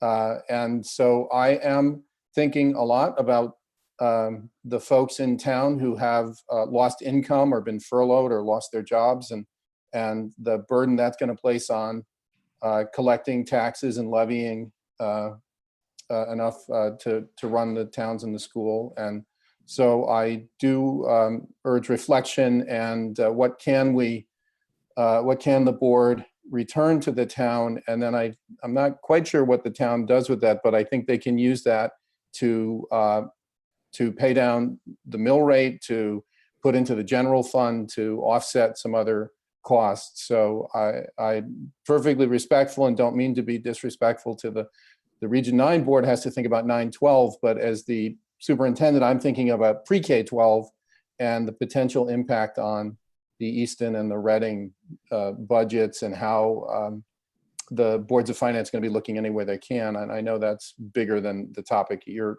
thinking about. Thank you. Mike, you had a comment? Yeah, so I know I spoke a lot, but I didn't give my input on whether we should give money back. If we take the low end of the number and say it's 625, and then we back out 241 for capital and 200,877, which was the pension contribution last time, we're at 183,123. And then you talk about dividing it up amongst the towns. I think, Scott's doing the math right now, but I'll throw another wrench in where a lot of this becomes very complicated because we prepaid pension last year with unspent funds from the year before. So the apportionment gets very complicated. You have to figure out follow the money where it came from and apportion it during that year appropriately. And I know Scott knows that. The second point that I really do want to make, based on what Tom said and what I'm hearing from a lot of people, is that I don't want to send the misconception that the Region 9 board is not a thoughtful, collaborative board with both towns. And I will say this, we are in uncharted waters. And I have said this at Board of Finance meetings and stuff, is that we could find ourselves in a spot where 30% of the taxpayers don't make their real estate taxes. And there might be, in an extreme case, a situation where school districts, boards are going to be asked tighten the belt in any way you can through that school year and you know, give up any discretionary spending. I mean, we've been in those situations in the past in the town of Reading, and so those things could happen. And we are certainly, you know, a collaborative, thoughtful partner with the towns in that regard. There should be no question about that. But what we're doing here is we're kind of overlapping issues here. We're talking about a projected budget for next year, a proposed budget for next year, and then we're factoring in budgets for the K-8 buildings, and then we're factoring in whether or not people will be able to afford to support, you know, the obligations to fund these budgets. And it's confusing to me because I don't know what's happening in Easton, but in the town of Reading, they're talking about bonding for, you know, major expenses, and everyone is going about business as usual at this point, but at the same time keeping a very close eye on what's happening, because this could require a drastic shift at any moment, right? If you know, 30% of each town is unemployed, we're all coming back to the drawing board and have to rethink how we're going to fund, you know, education and what discretionary items we can sacrifice without, you know, a great detriment to our students. So, I mean, we're really in uncharted waters, and I want to be clear that we're all thoughtful partners in this process. And this is not like Region 9 is holding all the money and we won't give it back to the towns. That's really not the case. The health insurance money is in there. It can't come out. We're looking at this year's unspent funds. It could be 600,000, and we could be talking about $183,000 divided by 2 towns, which is 90 grand. And I'm all for giving the 90 grand back if that can help our taxpayers. But what I'm saying is that we might be in a much different place. They might be looking for a much bigger number, you know, 900,000. I mean, who knows where we're going?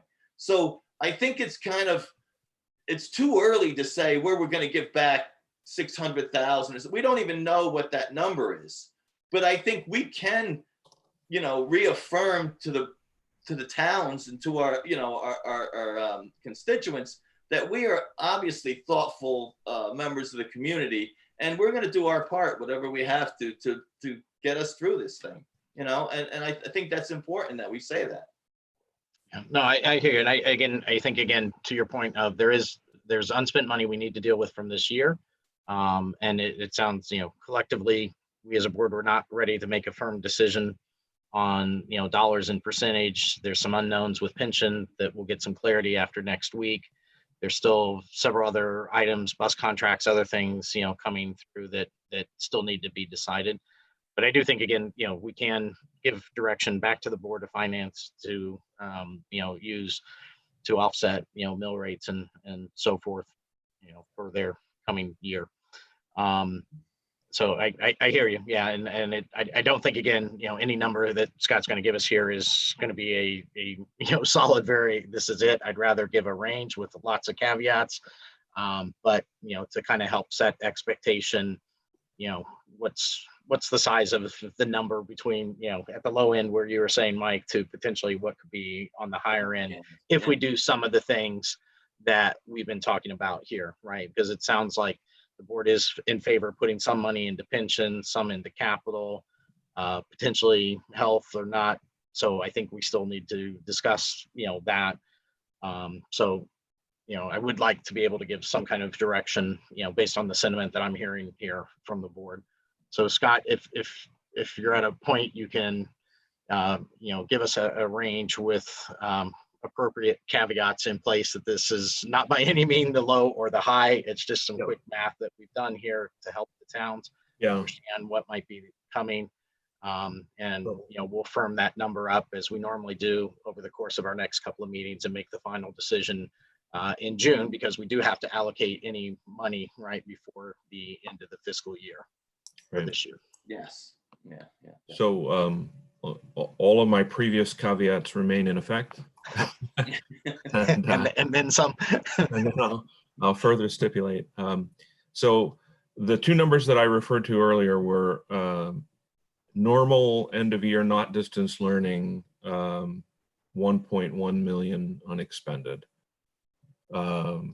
Using the various assumptions that I made for we are in distance learning, 1.6 million unexpended. So those are my two starting points. If I make some assumptions about capital, health insurance reserve, and pension fund, so I make an assumption that we fully fund the 1% of the capital. That takes about 240K off. I made an assumption of no additional contribution to the employee benefit accounts. Obviously that could change, but I would put a 0 in there. And then on pension, this one to me is the most difficult, frankly. I chose a number of 100K. I honestly think that number I could see the committee saying 0. I could see the committee saying a much higher number than that. And so I picked 100. So that removes 340K from each of those two starting points. So on the low end is 770. This is just the subtraction now. 770 and the high end 1.28 million. And if I split those by this year's allocation between the two towns, it would be on the low end 440 for Reading, on the high end 735 for Reading. On the low end for Easton 330 and the high end 540. Okay. Any Thank you for that clarity, Scott. Yep. Yeah, thank you. Any other questions? Again, appropriate caveats. We're not making a motion or committing these numbers. We still have a lot to work through. Right. But I do think it's helpful to the towns to kind of have an no, understanding how big the numbers would potentially be. It's very helpful. But I thought we said 625 to 1.1. Was I mistaken, or was it more accurate 1.1? Yeah, it's more accurate than it's 1.1. The reason I brought up the 625 was that 1.1 is made up of the 625 that remains unspent from this year's budget due to the actions we took at the end of last year. So in other words, we gotta, if we hadn't done what we did at the end of last fiscal year, I would say our unexpended this year would be more like 400, what did I say? 483, 480. Mm-hmm. But because we had the 625 from last year, that's how we got to the 1.1.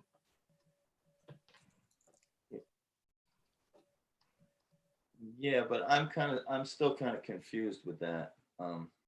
So the way that process worked was in June of last year, the decision was made to expend about 625. That was comprised of contribution to the medical fund and contribution to the pension fund. And that was in lieu of expending that same amount from this year's budget, the 1920 budget. So those funds have remained unexpended throughout 1920 because we had in essence prepaid them out of 1819 money.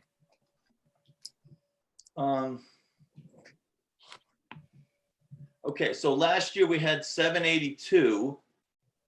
We took 4,500 and we paid for dehumidifiers.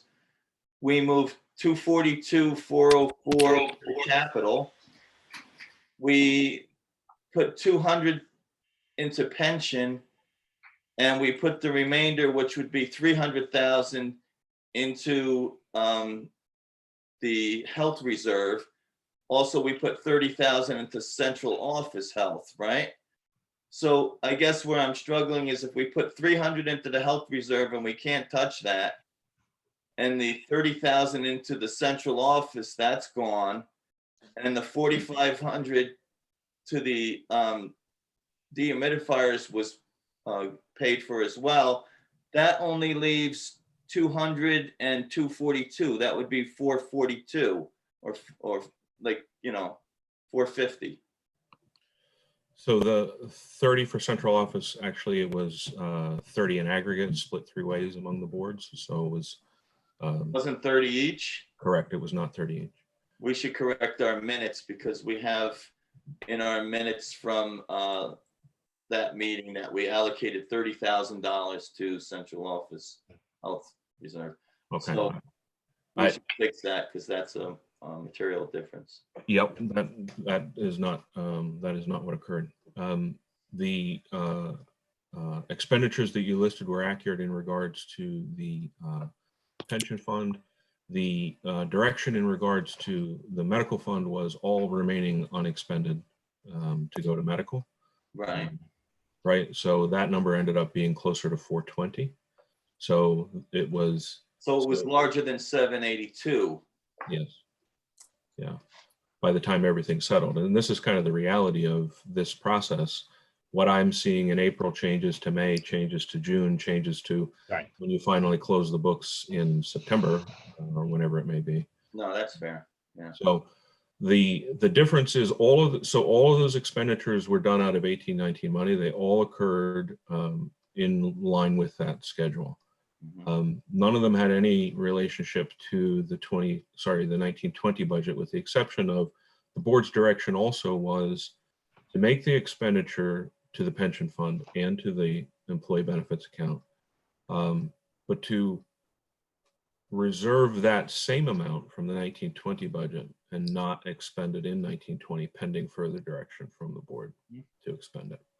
So that's why I say we kind of spotted ourselves. If this were a race, we started 625K down the line before we began to have sort of normal unexpended.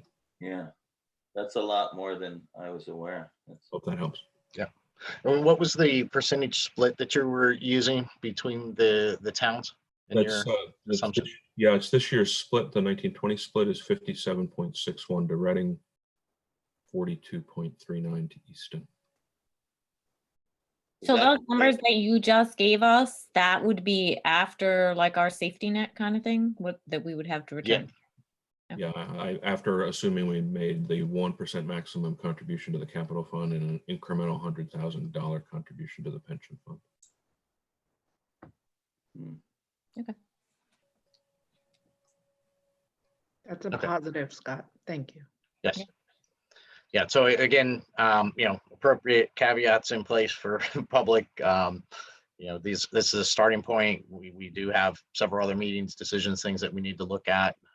Again, as the end of the school year kind of unfolds here. So dollar amounts will change. We've got the pension meeting next week to understand a little bit more there for the assumption that we're using around 100K for the pension, what needs to be done.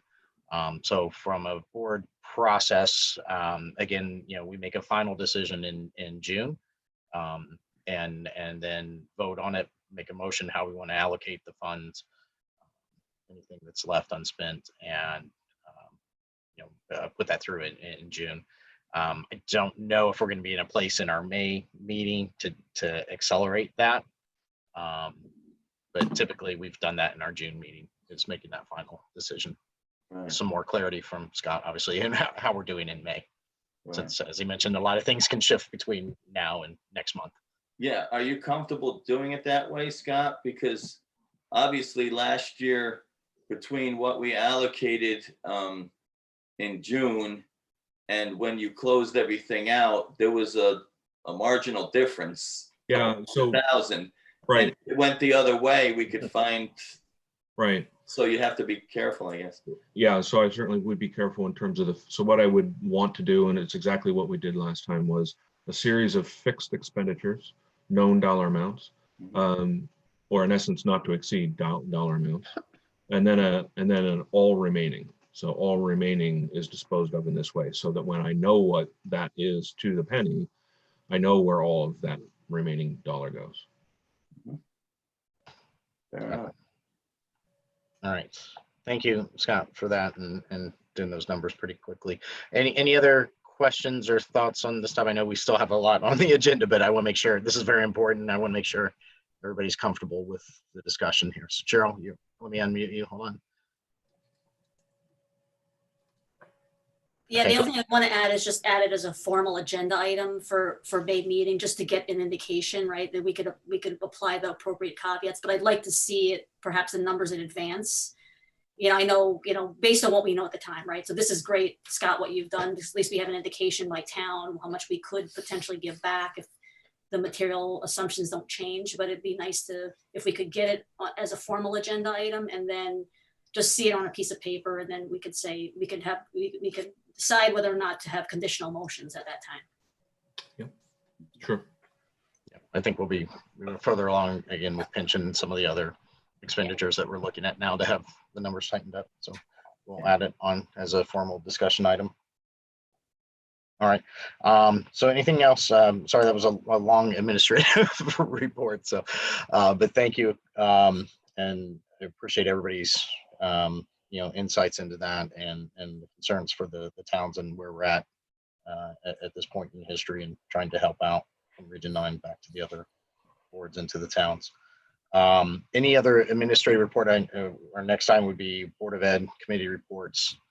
I don't think any committees, but I could be wrong. I don't think any committees have met since our last time. Pension is obviously coming up on Monday. Policy is always meeting, right, Maureen? Policy has not been meeting.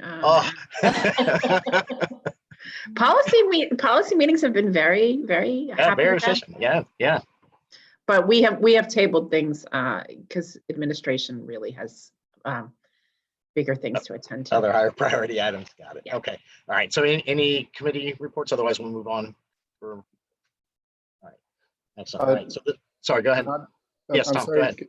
Could I just noting the time, and we have 2 teachers waiting for item F, the distance learning lessons learned. Could I ask that we move that up on the agenda so they can make their presentations and then go to bed? Yes, I'd be good with that if someone wants to make a motion to reorder moving item F to the top of the discussion and possible action items. So moved. That we move item F up till now. 10 of 10. All right, so I have a motion from Karen, a second from Maureen. Yes. All right. Thank you. So now we're item F now is the new item A, and Gina, I will turn it over. Make sure you're unmuted here and turn it over to you for the discussion on distance learning, lesson learned, and possible changes. Perfect. Thank you. I really do, on behalf of our 2 teachers that are here to present, I really appreciate you moving that item up. They virtually have to get out of bed, quite literally, to be in class tomorrow morning at 7:30. I invited Erin Pinsky and Dan Rivers to come and speak to the board and the community tonight.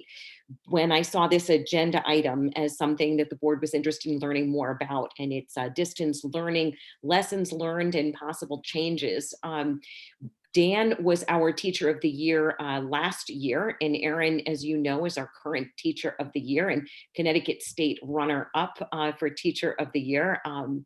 So they both have had a lot of experience in teaching, also the work that they've done and led in leading our teachers to the place we are now. And I loved, I think Max is still in there, hanging in there, Max. I love it. And I love that Max's presentation began, hi Max, with day 18, right? We've been at this a whole 18 days.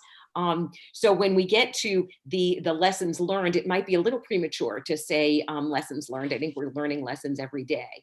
But I asked Erin and Dan to share some of their perspectives as teachers and some of the things they're hearing from their colleagues as well. It's all yours. I like the beard, Dan. Yeah, it's a challenge. Most of us are getting COVID gray, and you're growing a beard. That's nice. Well, thank you, Gina, for that introduction. And we just wanted to start with a general thank you to the Board of Ed for giving us this time and a platform to share our perspectives as teachers and our experiences so far. We've also wanted to say thank you to the administrators from central office all on down for their hard work and dedication, and the hard work and dedication you've been doing on the board. I think we're all traversing this new time.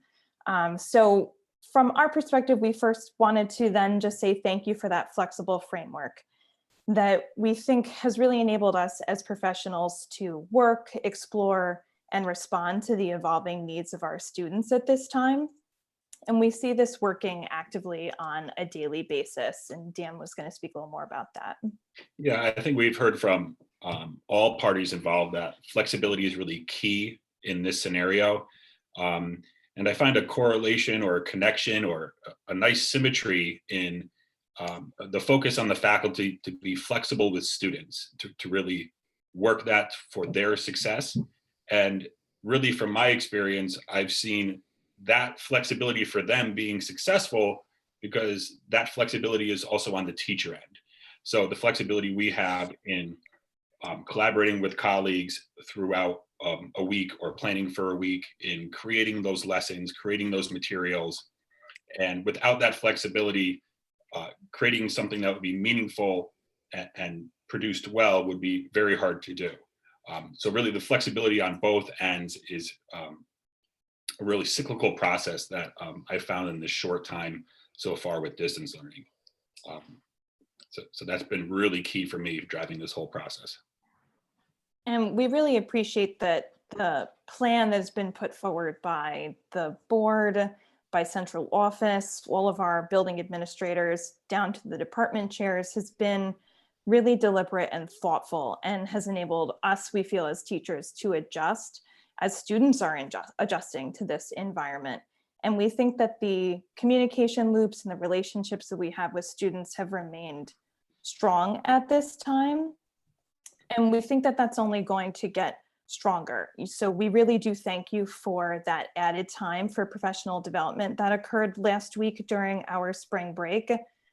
Teachers are really grateful for this formal time in the midst of our structure of distance learning to further explore and seek opportunities from their colleagues that have complemented the myriad ways that they're doing their own professional learning at this time, informally on their own time.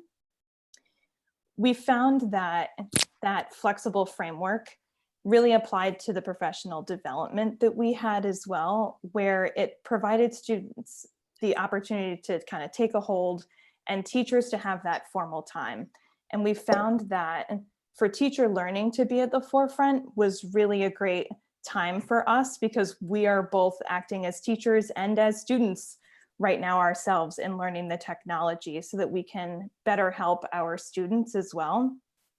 And so we really thank you for that time and the discussion that we know went through your last meeting to give us that time, and we really appreciate that. We think it was a wonderful support for teachers that are putting in so much time during the workday to really match what students want and need and what teachers really are trying to provide at this point. I echo kind of what's been said, that it's been a steep learning curve over the last 18 days, and teachers have been really diligent in pursuing their own professional learning. And then reaching out to colleagues, sharing new learning, implementing new learning, and then implementing new learning of the new learning. We've found that even the tech companies like Google have been adjusting on the fly to what students and teachers need. So, as teachers, we've looked at a new piece of technology, learned it, and then Google shoots out a new element of that. And so those have been great new complementary ways of implementing our instruction or providing feedback, but it also asks for our time to learn and then kind of relearn. So we wanted to share a little bit about what that professional development time that you gave us looked like. So we really built on the peer practice coach model that's been working so well at the high school to not only have peer practice coaches running some offerings during that time, but other staff members volunteered their time to either produce documentation or to actually hold live sessions. I myself held a live session on how to create video lessons, screen recordings using QuickTime software, and on how to edit those videos using iMovie. And that was very well attended by 25 or more staff members from a variety of disciplines. I would say probably from every single discipline, including support staff and behavior technicians. And from internal surveys that we gave, one of the highest responses from our faculty was I want to work on creating those video lessons to make my instruction more personable to my students. So really, teachers are looking to move to that engagement. And I think we're excited to do that. And probably students are going to be seeing that even more this week. Teachers were ready to get into that after the Thursday and Friday sessions.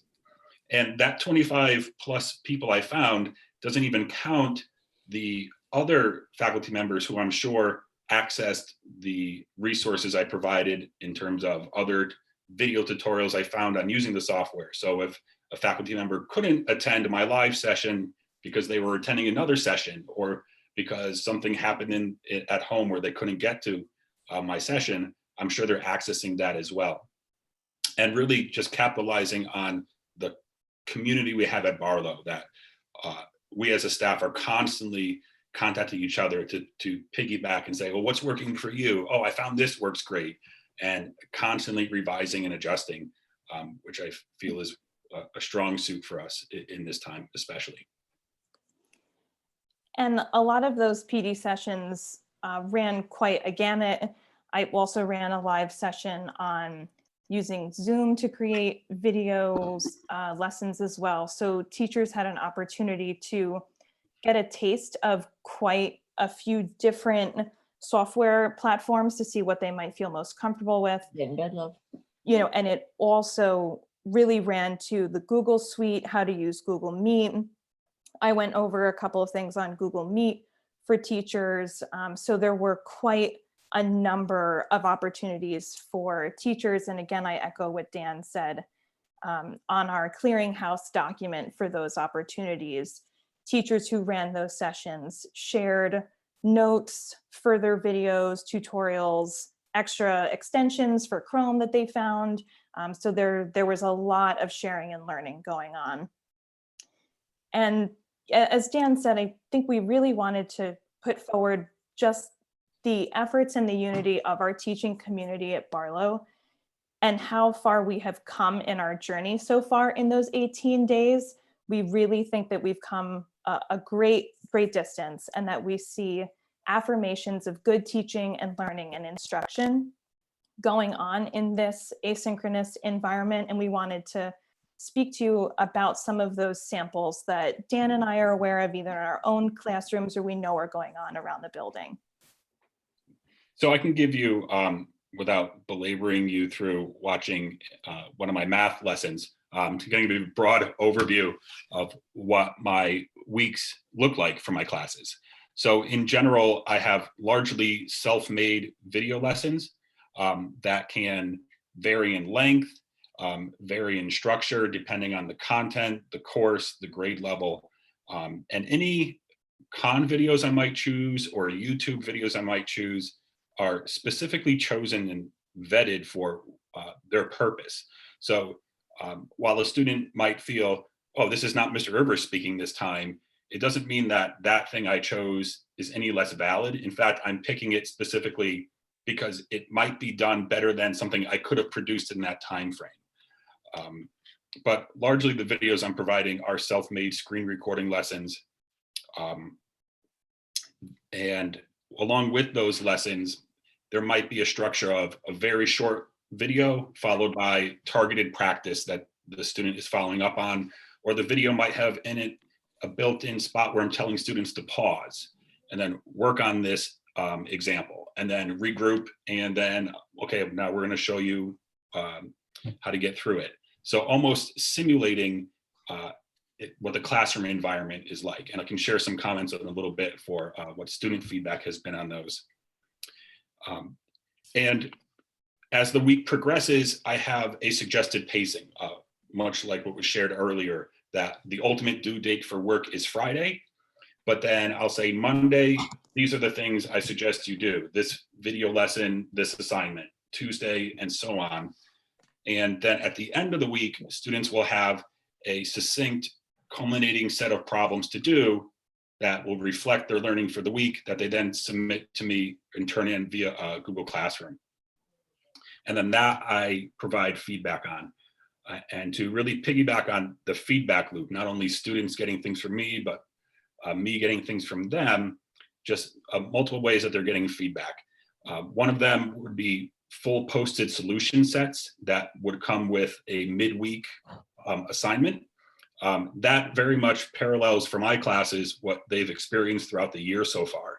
So a homework assignment, a nightly homework assignment would come with the solution key for them to check, so that they're not waiting for my feedback the next day or a 2-day turnaround. If I'm giving a Khan Academy assignment, I think the real value there is the immediate feedback from Khan.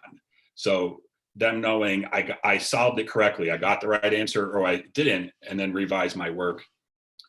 The end of week assignment that's submitted, for the time being, I've been able to get that grading turnaround time mostly through the weekend. Maybe it takes me a little more into the following Monday to finish grading and then submit written feedback to them via Google Classroom. I have a weekly Google form where to get a pulse on how long things are taking the students to kind of see, is my radar about the same as what it is really taking them in terms of time. I'm asking them things like their rate of confidence in the topics covered. So not only the quantitative feedback through Khan or through my graded work, but getting a pulse on, do you feel strongly that you're understanding the material as I've delivered it to you? Student emails, I've had students generally use that for direct contact with me, for me to again get back to them. There have been times where multiple emails have come in of the same type of question, which has allowed me to then make a follow-up short video that I would post to the entire class to add some clarity to their questions. And students also have the ability to post themselves on Classroom. So, and a couple instances have happened where students have found an easier way to do something in the calculator that I wasn't aware of, that they then shared with the whole class, or a added bit of clarity to a Desmos activity I might have made that a student is able to post themselves to the class. And just because I think they're really powerful, these are a few student comments from those weekly surveys. The format I just described to you has allowed me to take everything at my own pace. So again, that flexibility structure. And then another comment said, I like the way it was formatted because it gave me a set schedule. So they're a student choice. I'm choosing exactly how you structured it, Mr. Rivers, or I have flexibility with that ultimate Friday due date. I like all the videos. They really help me to do the homework before doing the work that we have to turn in at the end of the week. The videos were identical to our class lessons, except I had the time to think and process each concept as we could pause the videos whenever we wanted. I think it was a great balance of instructional videos as well as problem sets to practice. And finally, the delivery of the videos were helpful and easy to follow along. So the feedback I've been getting from students is affirming for me that the structure I currently have in place, while it can improve, students are generally receiving it well for my classes. And I want to build off of that just to also comment on a few other aspects of instruction and teaching and learning that teachers are already implementing, or we think certainly implementing in increasing rates following our PD of last week, opportunities for students to connect with them on a personal level. And we find that there are a multitude of ways for students to do that. Dan touched upon email. Live Google Chats has been another option. I've done that with several students where in real time, they've chatted with me via Google Hangouts to say, can I clarify this one piece? I've also held live Google Meets with small group instruction for students who sought that out. I've also held a live Google Meet with my 2 cohorts of APUSH students to figure out what will be new on this year's AP US History exam. Teachers are using Google Docs for kind of both real-time and asynchronous flexible time feedback and comments to students. People are utilizing videos, introducing content, videos of themselves just to announce things for the week. I tried that out this week and threw in some of our class inside jokes, so I hope that the students enjoyed that. And we really just believe that, especially after last week's PD, where we got that time to supplement our own learning that's going on informally, that teachers are feeling more confident in that and having had time to practice, while I know Dan and I held those live meetings and allowed time for people to go out and practice, come back and ask questions. So I think that's going to occur on an increasing level. Furthermore, not just in what Dan was describing about scheduling and helping students with a structure during this time, I know teachers, including myself, are even including discrete instructions on for steps 2 and 3 or this particular component. Please take no more than 1.5 hours so that students have a sense of what I'm looking for in terms of their pacing throughout the week and throughout the tasks that are ahead of them. I want to also speak to just some of the amazingly proud ways that I have seen students thriving in this environment, and just wanted to say, not just because Max is here, that I was so wowed by the way that my Google Doc simulated discussion worked out in AP US History this past week on some very difficult topics of the civil rights movement that I was excited for students to dig into. And due to that asynchronous format, students accessed the document where I had provided about 5 prompts or so whenever they wanted. Multiple times, I had asked them to respond both to prompts and to respond to other peers. And it was so enlightening and thoughtful and just sincere the way that they engaged with the content. At one point, there was a bunch of students who went back and forth with each other in the document, followed by other students commenting on that work. I loved seeing that one student, in replying to a peer, went back 100 years in time to Reconstruction, post-Civil War, and made parallels and links there. So in total, it was a 27-page document, and with single space size 11 font. And I just could not have been more pleased with how students utilized that format to really share the same type of rigorous discussion that we would have had in the brick and mortar school. I also think that as teachers, we're trying to keep that sense of community and personal touches with our students at the forefront. I know that I've been asking my students each week to consider their environment for learning. So like the where, when, and how are they doing their work? Because even if we help them with the, how do I space this out Monday through Friday? What are my time suggestions? Another component is that we are, as Max said, all working on a screen for the whole day. And so I was trying to get them to think more fully about, how do I take breaks? What's the best format for me to stay focused? And preserving that type of academic and personal development that I know that myself and so many Barlow faculty care about from our kids at this point, not just their academic environment. And students commented from a survey that I sent out to them that the environment for learning has really helped me stay organized and has helped me manage my work. It has also helped me stay healthy as I include more breaks and decide what has worked for me for the last few weeks. And in addition to that, there have been so many heartwarming moments of students reaching out each week as I ask them to comment on what they're doing for their citizenship, for both themselves and for the community, to try and feel part of that larger whole and feel like we can all get through this together. And one student commented that citizenship is definitely more helpful in maintaining my responsibility as well as a citizen and member of the community. Typically, if it weren't for creating a goal to accomplish throughout the week, I would be nowhere near as well balanced. Creating those goals and contributions to the community helped me to feel as if the quarantine isn't rendering me just another part of the community. And that's just some of the really powerful statements that I think I've seen throughout the week, and just continue to feel so great about the connections that as a teacher I'm able to have with my students in a myriad of ways that are both live and not live for them at this point. Furthermore, we wanted to say that we feel strongly about student learning. I know Dan commented that in his survey results, students are feeling quite confident in their learning. Similarly, I sent out a survey, and just from my general education sophomores, their confidence in their learning is pretty high. I gave them a scale of 1 to 5, 5 being the highest, and 84% have rated themselves at a 4 or higher.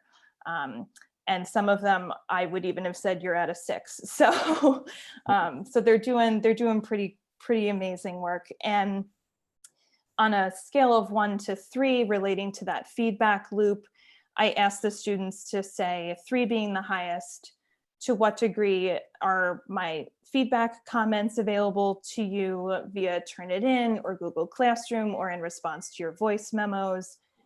How are you accessing that and incorporating that in your future work? And 97% of students saying they're doing that at a 2 or better. So we just wanted, in conclusion, to say thank you again for the flexibility for our work as professionals to continue to meet the needs of our students. Thank you for that PD time. I know a lot of us were really excited by those collegial conversations and felt that great learning came out of them.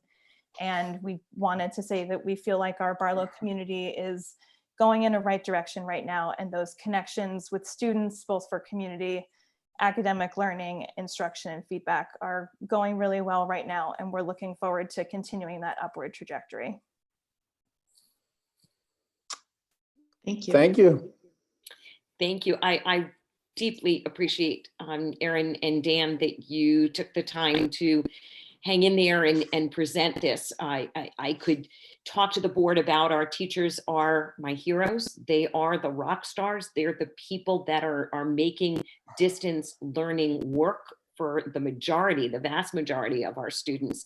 And they're also the ones that are there to catch the students that aren't participating in distance learning. So that's something that we have a kind of a safety net where teachers are reporting back through counselors, through our 2 amazing assistant principals, Jen Damaris and Julie McTague.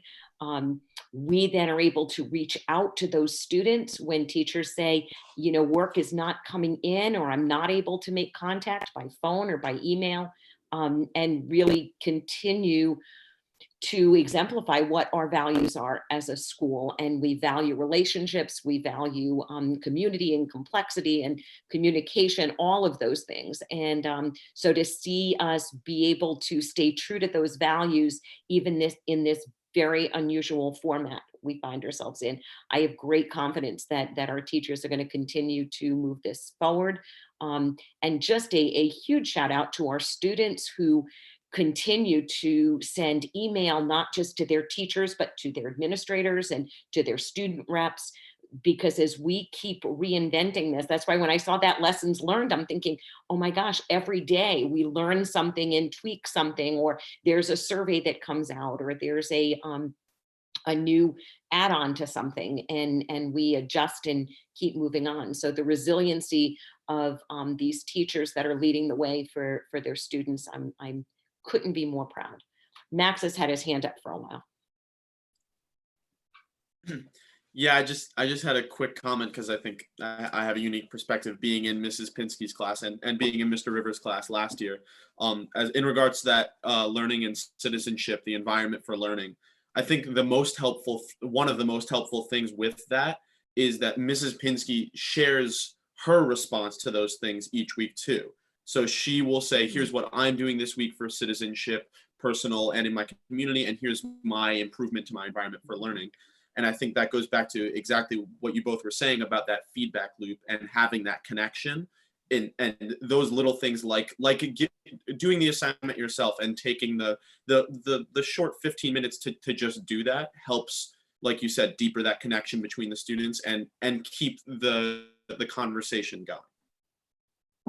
Yeah, thanks, Max. I've really enjoyed sharing that with you guys. It's been a really wonderful way for me to feel connected to you guys and share things like being in front of a screen is hard for me. You know, I shared with you guys, I have to take more frequent breaks and just got blue light glasses and shared I think picture of our I'm kitten sorry, that's coming we're- soon. So we're really, really impressed. I'm going to speak on behalf of the board and the community and at what you guys have shared and really grateful for that. It is 10:20 now, so we want to let you go to bed so you can get up in the morning, and we have a couple more items to get to. But on behalf of the board, thank you very much, Aaron and Dan and Max, for providing some context and color. Thank you so much for this time. yeah, thank you very much. Thank you all.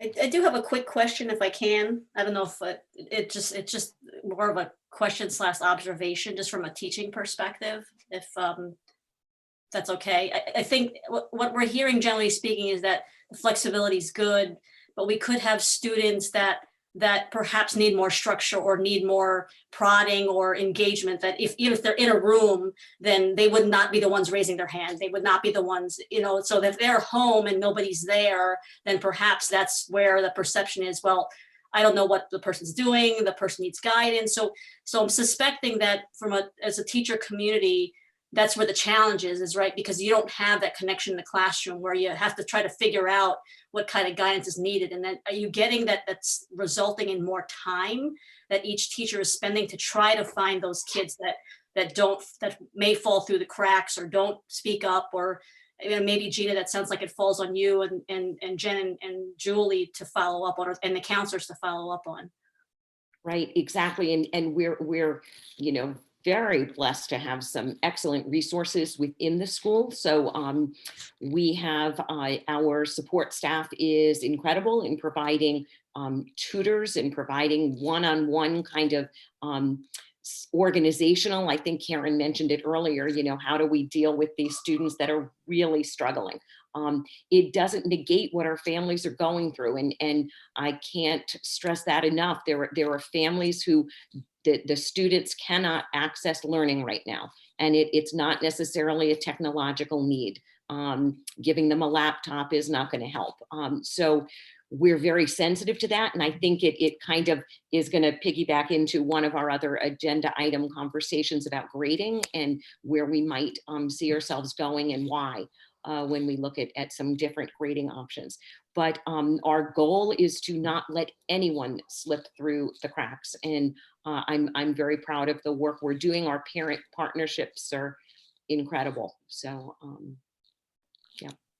Well, thank you. It's been great what the teachers have been trying to do. It's, we're all winging it to some extent. So yeah, we have to be a little bit flexible. So yeah, exactly. Again, thank you, Aaron and Daniel. Again, appreciate you staying on late and giving perspective and sharing with the board. I want to let you guys go ahead and go, because I know you've got to finish up grading and lessons and get started again early in the morning. So for the board members, if anybody has any other discussion or topic, because I know there's been a lot of feedback from the community on the distance learning. Otherwise, we'll move on from this topic. We do have a couple others that we definitely need to get board member motions, but I don't want to shortchange this because I know board members have been fielding a lot of questions from the community around this. So I said, Gwen, you've got your hand up, I saw. Okay, thank you. I guess my overall question, not necessarily for our teachers, for our administrators, or for our whole community, is sort of what is our goal, especially if we do end up back in this situation in the fall. Would we want to move to synchronous learning in the Weston model? Would we want to stay asynchronous indefinitely if we were here indefinitely? And I would love, not tonight, obviously, but to see a definition of where we would want to be in an ideal pandemic world. And then what are the obstacles to getting us there? Certainly technology is something that we can solve with funding. As far as, teacher, more PD, that's something we can certainly solve if that's needed. And if that's something the teachers want. Working on equity issues, as far as providing devices to anyone that isn't, and then going to Gina's point about kids who are not in a position to learn, how can we support them maybe offline while still trying to move forward with, because I have heard personally a lot more desire for structure than for flexibility from parents. The lack of a start time makes teenage bedtime challenging, because they don't have to get anywhere at 7:30 in the morning. So that's, I would love to see sort of where our goals are, what the obstacles are, what the board can do to help you take down those obstacles, what we can provide. But first, I think we need to formulate a goal. I understand we're not the only district that is, doesn't have sort of I've spoken to a bunch of folks in Wilton, and they first were all going to be synchronous, then they were not going to be synchronous, then they were going to be a little bit synchronous, then they couldn't. So I think we need to define that, especially with the idea of going forward in the fall. Do we want to be providing everybody with a Chromebook? Do we want to be bring your own device? What's the best fit for us, so that we can be ready to support that? And to the point Ed Miller made at the beginning, using this time to figure out sort of what our options are, what would work the best for the teachers, how do we balance some families' need for flexibility with what I see as a great desire for structure. So that's my comment. I have my second kid who has Mr. Rivers, and he is he's done an amazing job. I don't have many Miss Pinsky this year, but Mr. Rivers, I can attest, has done a good job as far as putting suggested pacing, which is helpful. So thank you, everybody. So again, we can put this on, again for our May meeting in case we are extending out beyond May, and go into a bit more detail based on the hour. I don't know if Gina or Tom or Stephanie, if any comments on anything there, or other board members. Otherwise, we will put it on and we can discuss some more if we're going longer, or have to talk about what's going on in the fall if we have to go that far out. Just the only thing I'd comment, Gwen, is our system right now is designed by our brilliant central office team when this first started to be rolled out. And Tom had mentioned the need for the flexibility with students, yet a structure to the day. And that's exactly what we have. So if families are feeling that they need structure, our schedule is posted online. We are following a black, gold, Falcon Day. Our teachers are available in real time, period 1, 7:30. And some teachers hold those Google chats, and students are actually following their day. They get their breaks when they would normally get their breaks. There's an activity period, and they are not right this moment required to go to an activity. And so, well, we're getting there. We want to really get that part of our community back again. So for students who are struggling, or parents who are saying we really need a structure, there is a structure to the day. Students could get their work done during those periods. But what we're finding is what I think that Dan and Aaron and Max have been presenting is some students have sent me notes about how they get up and their routine is chocolate chip pancakes, and they're walking the dog, and then they're sitting down at 10 o'clock and they're getting their work done. This kind of is the best of both worlds. But it doesn't work for everyone. And it certainly doesn't work for every teacher or every administrator every day. And so I think we have a lot of growing to do with it. But for teachers that are looking for structure, there is a built-in time schedule if they wanted to follow it. Mike, last comment, then we'll probably move on because we can talk around this for a while on this topic. And that's fine. First, obviously, thank you to Mrs. Pinsky and Mr. Rivers. We appreciate your presentation. I just want to say that the situation we're in is obviously, the fault of no one, and we appreciate the efforts of our staff, and we know that everybody's working, to the best of their abilities right now, and that's something to, there's something to be said for our valued staff. But being realistic, we know that the method in which we're delivering educational services right now is not as effective as if we had class in session, you know, as we normally do. And so, again, without trying to take a negative point of view or say, you know, why aren't we doing this? Why? What I would ask is, how can we improve? What is the model moving forward?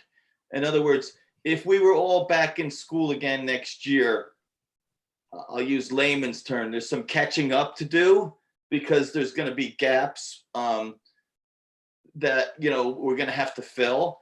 And so let's be proactive going into next year and knowing that if we're in this situation again, how can we improve? Not to be negative and say what didn't we do well, but what can we do better, and start to devise that plan as to what we need to do better. Do we need more PD? Do we need more devices? Do we need personal hotspots? Do we need better platforms? What is it that we need to do better? And then I think we can have that discussion at our next meeting as to what do we need? What's the, you know, reality that we can provide for some of those needs, and what are those costs? Because we're going to find ourselves, if we have this discussion next month, we're behind the 8 ball again. And then it's too late to do any PD. It's too late to do any of these plannings. And then you're going to be trying to scramble during the summer months or not do anything. And we'll find ourselves again, you know, trying to become flexible moving forward. And I think it's better if we're, you know, a little more focused on how we can do better. Does that make sense? I think so. And I don't know, again, if, you know, Gina or Tom, any thoughts prepared to answer that? I mean, definitely, you know, we can have another meeting and talk through that to give you some, you know, time to prepare. Again, what is the need? And if we need to do that before the May meeting, because obviously if there are, you know, capital items or spending on Chromebooks or whatever, right, we need to make that decision here. And, you know, we can purchase those at with, you know, dollars from this year. So I don't know if I'm looking definitely for a direct, here's what we need, you know, bulleted at this point. If there's any thought right at the moment, otherwise, again, you know, we could look at either doing another, you know, a special meeting between now and the May meeting to talk on this, and particularly when you've had time to reflect on a little bit more. That's fair. I think it's a great idea to have a special meting where you set one agenda item and you set a timer and you know, don't try to do deep complex thinking at 10:30 at night. Where in any crisis, right, you react in real time to the crisis, and then you shift into management, and then you improve. And then when you stabilize things, you conduct an after action analysis, a post-mortem, a deconstruction. And so I think you're posing excellent questions, and I don't have an answer to them on day 18, but I like where the board is going. What are the resources that we need? And we'll want to give teachers some time to be reflective and to identify for it that this is technical problem with a human adaptive problem. So technically, do we need more hardware or training? That's an easier thing for us to provide to you. And then how do we not try to suddenly in real time go from real brick and mortar teaching to virtual teaching? What does virtual teaching look like that's different? How do you have a platform and all that for it? And so, yeah, I think you should, you're not gonna get an answer tonight, but those are all good questions. Right. So we'll look at that, potentially doing another meeting in between, especially if we get some other information from the state on, you know, direction for opening school or closing school, if we've got to do that before May, our regular May meeting. So again, we'll go ahead and wrap up this topic if the board members, everybody's all right with that, because we do have a couple items we do need to make some motions, and we'll require a little thought around before we're all too tired to do that. So again, thank you, Aaron and Dan. We appreciate all the feedback and staying on late and sharing your experiences with us. Thank you. No problem. Actually, I'd say you could so go much. too, but I know you're probably going to be up late anyway, like my teenagers at Barlow. So, all right. So then let's move on for the next item, which is now item B, recommendations for contract non-renewals. Yeah, this is, I have a motion that I need to have moved and seconded. This is just part of our statutory requirement when we've reduced the force based on the enrollment decline. So I want to read a sentence and then have it moved and seconded. And the sentence is, move that the contract of employment of Megan Lane be terminated effective July 1, 2020 due to reduction in force, and that the superintendent of schools is directed to advise such person in writing of this action.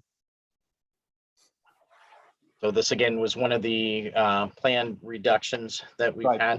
Right. Yes. Yeah, Megan So- knows about this, and it's no reflection on the quality of her teaching. It's just. So can I have a board member, Cheryl, do you want to make the motion? I think you have the written one in front of you, or I can repeat it back. Thank you, Tom, for reading it. So moved, as Tom stated. Yeah, that was my question, was I think it was one of the reductions in the 2021 budget that we'd already agreed on, right? Right. Yeah. Okay, so again, I'll read it back. Or sorry, we need a second on it, please. So Second. Second, Gwen. Okay, so let me just read the motion back.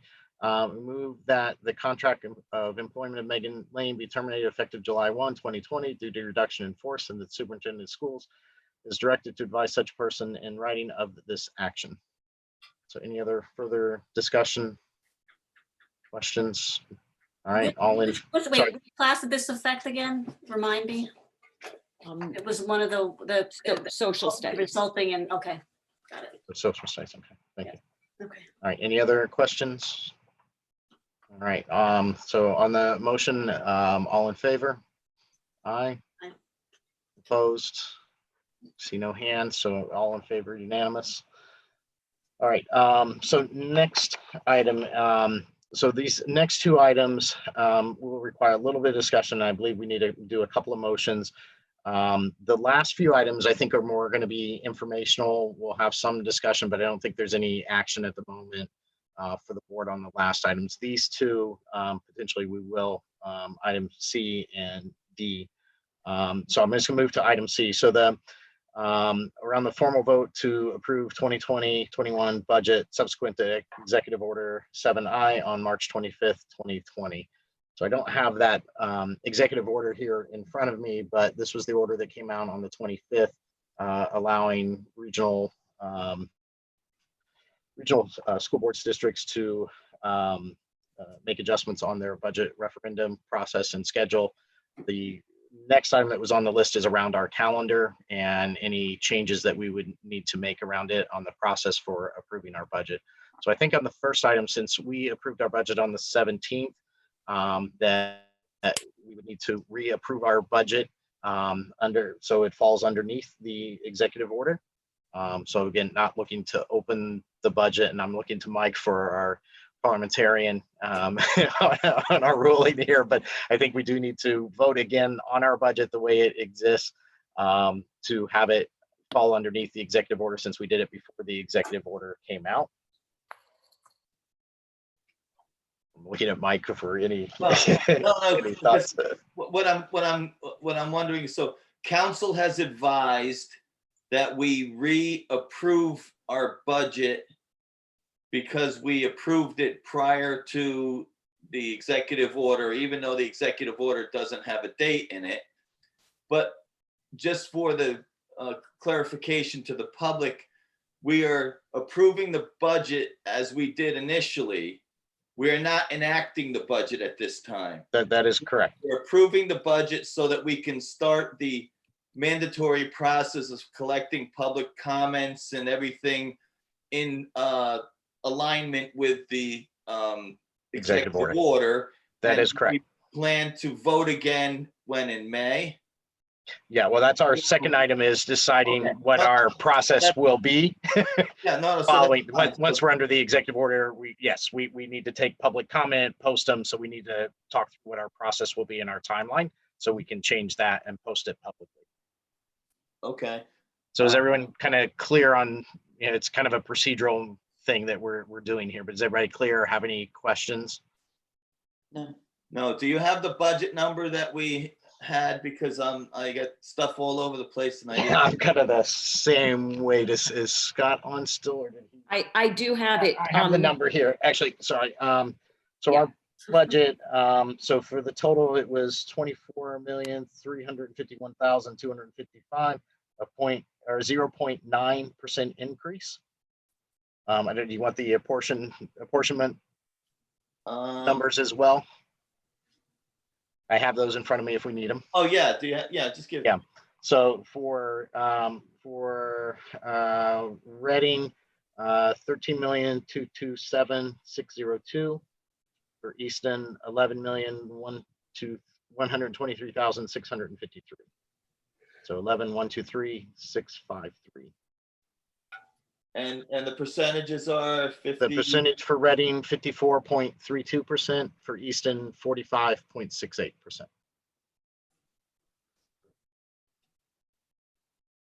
Okay. So I'll move that the Region 9 Board of Education approve a budget for the 2020-2021 yes. Year of $24,351,255,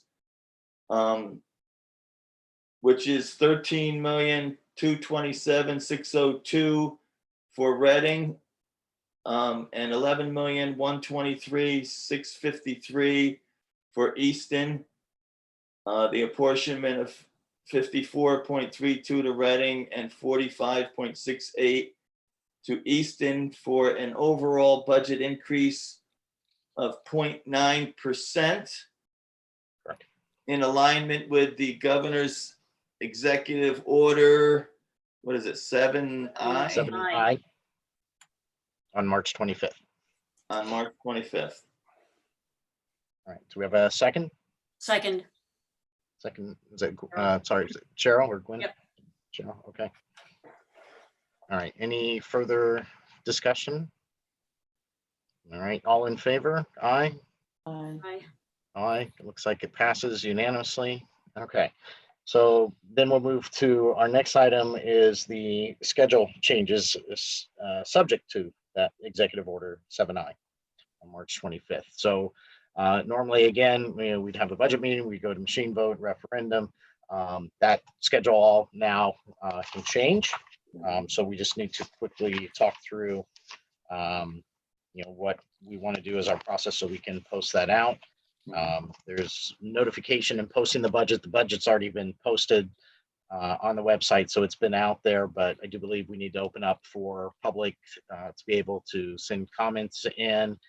Have those comments posted somewhere, read those comments in public, and then as a regional, finance board, be able to approve our budget without going to machine vote. So I think we just need to set what the process is and date, and have a motion to that effect. Right. So was it your feeling that we were going to do that on a board level, or we were going to designate central office? And the reason I say that, the Reading Board of Finance has one of their employees that collected all of the emails and then accumulated a list, and then the board read them at a Board of Finance meeting. Or are we going to have you collect them? It doesn't really matter. I guess it's just how we're going to set this up. Yes. And what I would suggest is that, being the gravity of this issue and change in the way things are being done, I would suggest that if it's at all possible and not extremely laborious, that on our website we have like a really big link that says, a really big link that says, click here for the Region 9 budget and to make comments related to the budget. And then when you click on the link, I think the first thing that should come up is that governor's order that basically says, you're looking at this because you're not going to get a chance to vote on the budget, but you can make comments and everything, and then the budget. I just think we should make it very easy for the public to find it, rather than make it, not that we ever make it, but sometimes the website or the way we do things can be challenging to find for the novice person. So you're volunteering for web design, is my understanding. That sounds like a great process. Make it so. I built one, but we can do that out of central office, and I can have one of the secretaries monitor and collate any feedback that we get. We'll have a way for people to post their letters or to us, and then we'll put that all together for you. And yeah, we can do it right up on the front of the web page, so it's easy to find, easy to navigate. Yep, Mary Lee, just 1 second, I'll unmute you. Sorry, go ahead, Mary Lee. Thanks. No, just a quick comment with those emails. I was also watching that Board of Finance meeting, and people were annoyed because it said their letters would be read and their entire letter wasn't read completely. So I think we need to be clear on whether we're going to read the entire letter or we're going to summarize. So to, set expectations. Yeah. I would say if you're going to read everything, you got to put a word limit on it. Yeah. That's what I was going to say, word limit. Yep. Yeah. Can we have maybe have a tally, like we had 27 letters supporting the budget, we had 27 letters opposing the budget. Do we need to say that, if Mary Lee and I write a letter that says essentially the same thing, do we have to read the whole thing out loud? Well, sorry, go ahead, Mike. I was going to say, I think we do, because of the executive order. We have to allow the public to have their letter read in public, I believe is my interpretation, but. Got it. Okay. Because of the change in process, we're required to increase the opportunities for public input and participation, I guess. So in other words, we have to make it very easy for them to be able to comment. Now, to Mary Lee's point, which I think is a good one, in Reading, they tried to do it on the same night as the annual budget hearing, which has presentations from 3 different boards and PowerPoints and everything. And so they just simply didn't have time. I would, I would defer to the chair as to what his plan would be, but normally we have an annual town meeting, at which time we usually try to break the 5 or 6 minute record for the quickest meeting. We have a PowerPoint and we go through slide by slide, ba-bing, ba-bing, ba-bing, and nobody's there, and it goes and we present it and it's over. I would, suggest to you that maybe we do the same thing. Maybe we don't do it at the May meeting, but maybe we do another meeting, but we start out the meeting, you do that quick PowerPoint, bing, bing, bing, and you show everything. And then you read the comments from, everyone who sent in, and we have plenty of time. And then, it's up to you whether you want to field open questions from the public or whatever. But I don't think it would be as laborious if we're not trying to decide things or have multiple presentations. But exactly. Have a full board meeting. Yeah. Could we limit the letters to like 3 paragraphs, which would, I don't said know.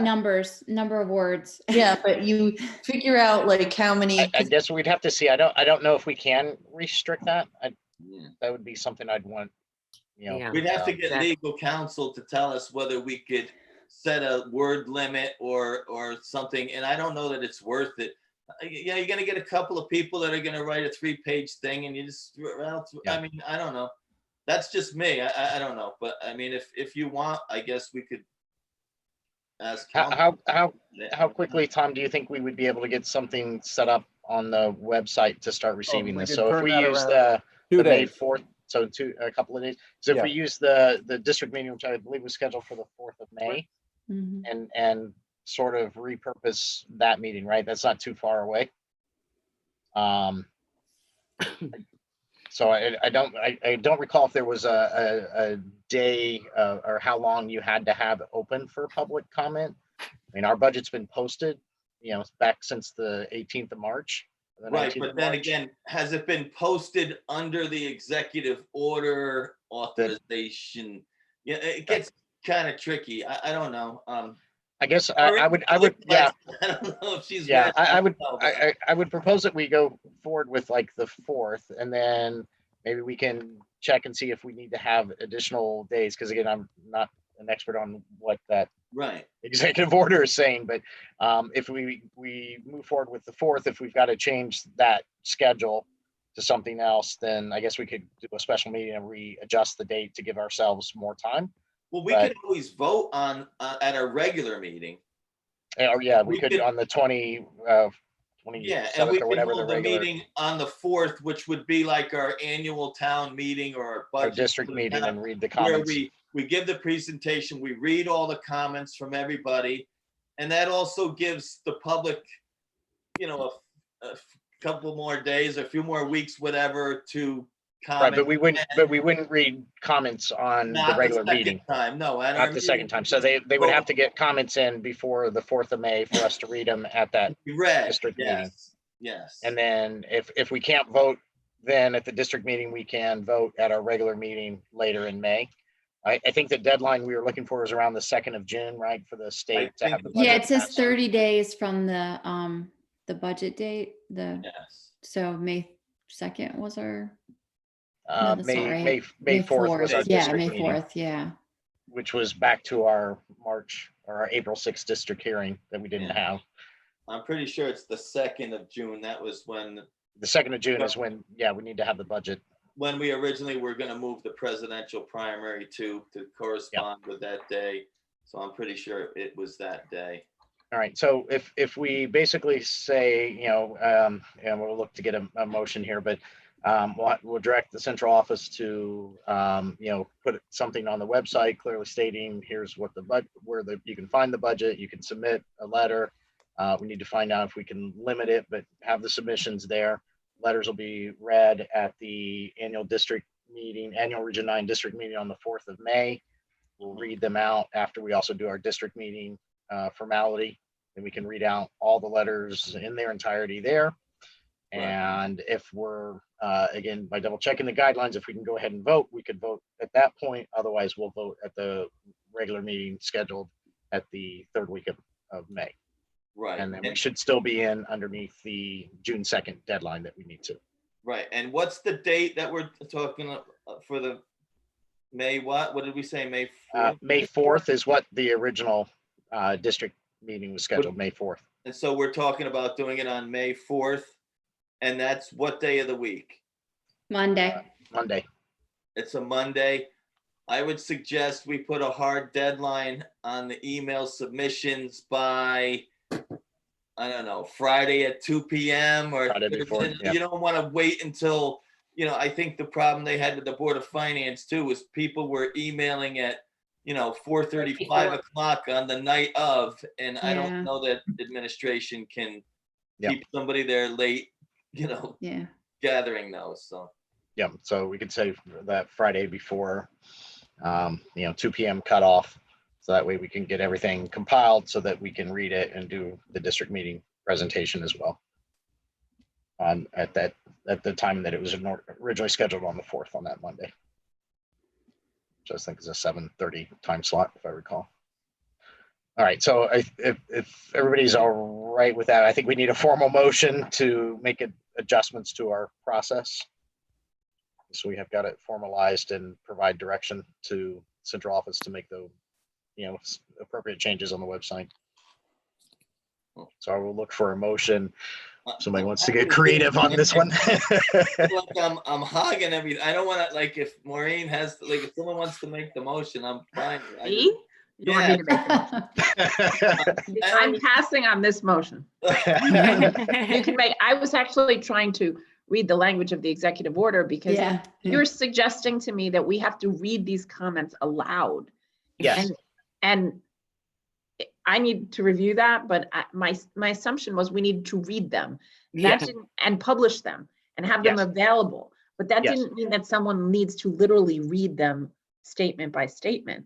But that's your understanding, right? That's what the practice that happened on the town level, and that was my understanding. That was the recommendation of town council. But again, How would that work in a big city? I mean, you Like can't publish them by thousands scrolling of marquee. letters. It's like, Mike, you I'll can't take publish them by turns. scrolling marquee. This is Mrs. Smith's comment. This is Mr. Jones's comment. And publish them by putting them up on the screen in a screen share. We literally have to read them aloud. No, I believe it has to be made available to the public. And because at the Reading situation, they were still collecting them an hour before the meeting, the only way to make them available to the public was to read them. And then because of so many things going on at that meeting, the spirit of a letter was read, but it wasn't read completely from beginning to end. So you're going to avoid those things by setting a date earlier than the date of your meeting, so that they can be collected, they can be put up on our website, and then we can get further clarity on whether you actually have to sit there and read them out loud. I think the spirit is all members of the boards need to have them available to them, and it has to be a publicly available medium. Okay, so that's at least not as time consuming as reading each I letter think so. aloud. We can get clarity on that. yeah. Well, would we have public comment at that meeting as well? Probably too, right? So I would imagine, yes. Yeah. there's opportunities there. It's just they can't. to make sure everybody has a chance. If they can't make the meeting, they can send in an email or whatever. Okay, I'll try to set up Thank you, Cheryl. So I move to use the currently scheduled annual Region 9 district meeting as a forum to communicate public comments submitted to central office with respect to the Region 9 budget. And during that Region 9 meeting, the Region 9 will consider the comments and then determine at what a future meeting to vote on that that budget. I think you forgot the part where they have to be sent in the Friday before. Okay. Amended motion to submit comments to central office no later than May 1st at 2 p.m. 2 p.m. Was it the 1st or the 2nd? May 1st. It's a Friday, and the meeting would be the 4th of May. All right, is everyone good with that motion? And we're directing central office to make the changes to the website? Yes. Yeah. Okay, everybody good with that? All right, can we get a second then on that, the way it's read? And then Cheryl, if you've got it jotted down, we might have you send that in, the wording right. So I was trying to jot it, but. I'll email it to Yeah, that'd be great. Juliet. Thank you. All right, so we can get a second for that motion Okay. as read, Maureen? Okay. Yeah. All right. Any further discussion? All right, then all in favor of the change in the schedule as Cheryl read in the motion? Aye. Aye. I opposed. All right, passes unanimously. Thank you. All right, so that I know it's extremely late. It's 11 o'clock. The next couple of items, I think we just wanted more for informational for the board to know kind of what's happening, not necessarily behind the scenes, but what's happening since we're not able to meet quite as often as we need to be. So that we're informed, and as people of the public are asking, also for us to just let the public know as well through this meeting that there are plans going on and thoughts going on around a couple of these items. So I asked Gina just to kind of take us through, and I don't know if Gina, we can go each item, or you can kind of merge them together based on the time that we're at, because they're all kind of interrelated. So we have the items here to go through the continuation of school closure. And some of these, again, we're not going to have an answer tonight. It's just more informational of where we're at. So we've got the first items on continuation of school closure, then the grading practices for the end of the year, and then some possibilities for graduation and award ceremonies. So I think on the first one on school closure, that's probably pretty fast. We have no updates at this point, but I'll let you go ahead and Tom or Gina to talk. Yep, it's still officially the 20th of May. I am anticipating that the governor will be coordinating whatever his decision is with New York and New Jersey. They seem to be trying to team up. And we are meeting with the governor about once a week on telephonically, and there hasn't been any information. Certainly as soon as we know anything, we'll inform the boards and the community. But officially, it's still May 20th. I think it does not appear to me that we'll be that won't be postponed or pushed off again. And we have been talking about grading practices a bit, so Gina could take over there. Sure. So the board is probably around, I'm sorry, 11 o'clock at night is not my best time. So if I'm stuttering or repeating myself, please correct me if I misspeak. The state presented a couple of an option for schools, and the option that we could consider is, as you probably already know, pass, fail, or pass with distinction. So before I even talk about what else we're considering, it's worth talking about what we're doing right now. So the way we enter distance learning, and it's articulated in our distance learning plan, is we took the third quarter and we essentially made the third quarter one day. And then we have all the work students did for the third quarter before March 12th. And we're going to carry that into the fourth quarter. So essentially, students will get a semester grade. Their grade for the third quarter is going to be identical to their grade for the fourth quarter. This was our workaround with PowerSchool. So that's what we're doing now. We collapsed our grades.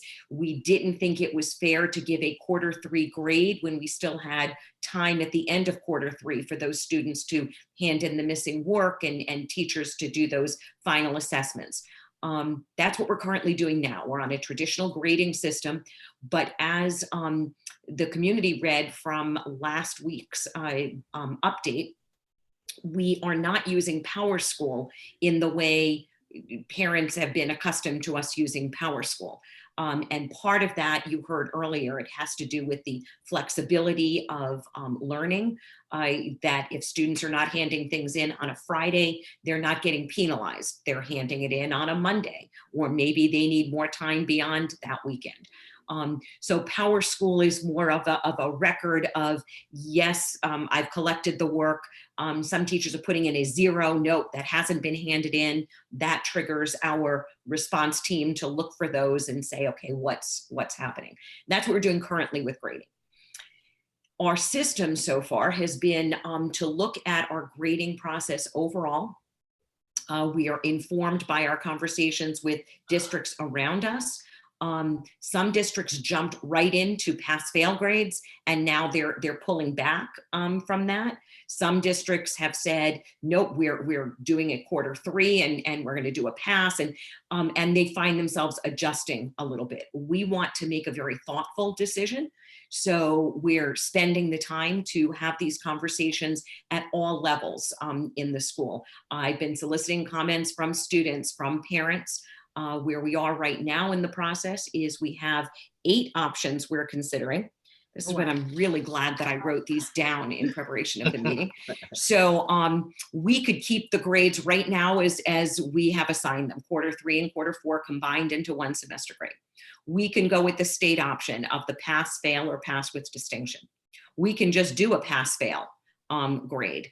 We're considering a pass with an incomplete, because our conversations have been, as a student really failing if they are not able to access the learning. We can go with a hybrid being, if a student is earning an A or a B in a class, they would get that grade and they would have the option of a pass instead of a C or a D on their report card. We're looking at holistic grading, so not asking teachers to calculate a B plus versus a B minus or an A minus and just go holistic. We're considering looking at different options for different grades. So one of the, our seniors are set with their post-secondary plans. maybe a pass or on their report card is not as devastating. The conversations I've been engaged in with the junior class and the parents of the junior class, they've been more intense. Those students are looking for a particular GPA. They were counting on the end of this year to get that GPA that would help boost them in their future plans. When we look at the freshmen, our freshman courses are, for the most part, year-long courses. If we went to a pass-fail for the whole year for freshmen, their GPA would be based on like their art class or their music class, one of those year-long courses, or they'd run the risk of not having a GPA calculated. So it is a very complex situation. Where we're at right now is we're meeting with steering. That's a group of administrators, department chairs, and instructional leaders. Stephanie and Tom will be at that meeting. That's happening this week. We have created something I think some of them on the board might be familiar with. It's a SWOT analysis. It's a way to look at a complex problem where you look at the strengths, the weaknesses, the opportunities, and the threats that, so it's a way to think thoroughly through each of these choices. We've been doing that work now, so I can tell you that there are pluses and minuses to almost every one of these. And I don't have a decision. I know it's weighing heavily on the minds of our students, because once we have this decision, then we can talk about what are we doing for exams. Are we going to have those optional for in a particular class? We know AP exams have been modified. They'll be online. They're a 45-minute multiple choice exam. We're looking at all of those options, but we think that the grading conversation, we need to reach a consensus there. Our foundation for that conversation is not to do harm for students, not to just assume that students that aren't completing the work are just sitting home enjoying, the fresh air and watching lots of YouTube. We know that's not the case. Are some of the students willfully not doing work? We'd be silly if we thought that, that wasn't happening. But most of our students are really all in, and they're trying, and we get emails every day. I had plucked out a couple of the emails that I've received and what students are going through. So we've got upperclassmen who are now taking care of younger siblings because both parents are going to work, and they're helping their younger siblings access online learning. And so that's keeping them from their own work. So that is, and I just saw Jen, you are still hanging in there, Jen, thank you. Jen Damaris is our coordinator for the AP exams. And I didn't know if the board had specific questions about what that's looking like, but Jen is here to answer those questions. We did receive notice, again, in the changing of times, our UConn courses are now accepting pass-fail. Initially, they weren't. So that was one consideration, that if we went pass-fail, students could still get that dual credit. And Jen, I just saw you waving, yes. So the UConn is pass-fail for the fourth quarter. They Right. will still receive a grade for the course. Right. And the AP exams are not multiple choice.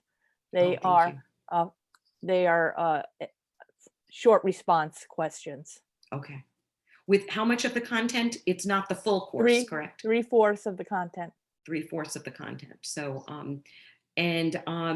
So just to, we are contemplating assessment grades and feedback at 3 different levels. It's different for elementary and middle and high school. We are working on this with all 3 administrative teams. As Gina said, we've got a big session planned for this Thursday. And so we hope to have some guidance out within several days to the community. And we are also coordinating with the region. We're looking at how other districts are approaching the same problem. So I think, can we move on to graduation and award ceremonies? I know you have some Yeah, Or Mike we has a sure question can. first, The sorry. last of the grading that I just wanted to say, because it was a big consideration from our parents and our students, which was the scholar athletes and students that were going on to compete at the, initially, they were not going to accept for those scholarships a pass-fail grade, but now they will accept a pass-fail grade. So things are changing, and all of those little components add to this very complex conversations that we're having. Mike, Sorry, Mike. you have a quick question, otherwise we'll move on to. It's not really a question. I just wanted to say, I have every confidence that the administration will make a thoughtful decision. But what my input would be to recommend coordinated uniformity throughout the DIRG and the region. Because the reality is, when you do comps with colleges, it's better if everyone is doing the same thing, that it keeps the playing field level. I think if you try to get clever and say, we're going to do grading and they're going to do pass fail, and it's going to complicate everything. And I think it will be to the detriment of the students, but that's just my opinion, not as an educator. I think uniformity is better, and I trust that you guys will make the right decision. That's just me.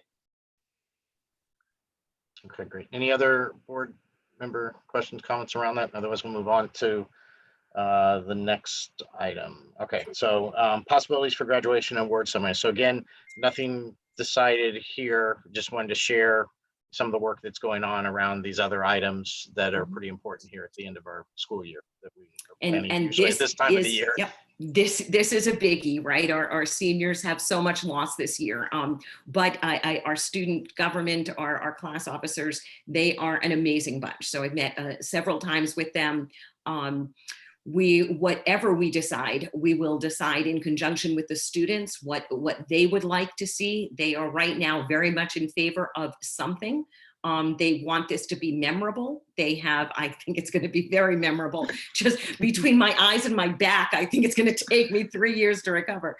The students have been contemplating things such as a drive-through graduation where they can have car decorating and they could do a parade and a bubble machines and get their diplomas and their awards.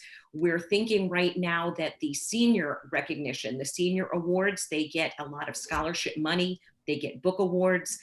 We can combine that when we hand them their diplomas. We can also do it in conjunction with their yearbooks, because the yearbook will be printed. Our yearbook advisors were incredible, Carol Miller and Jackie Garvey. The student editors, they got the yearbook to print. So that's very exciting.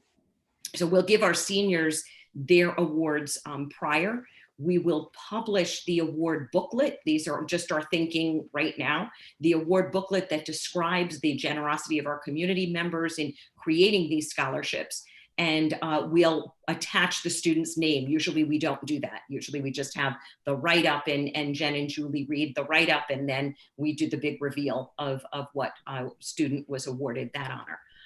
What we'd like to do with the non-seniors who are recipients of these awards is actually conduct that award ceremony, but wait until the fall.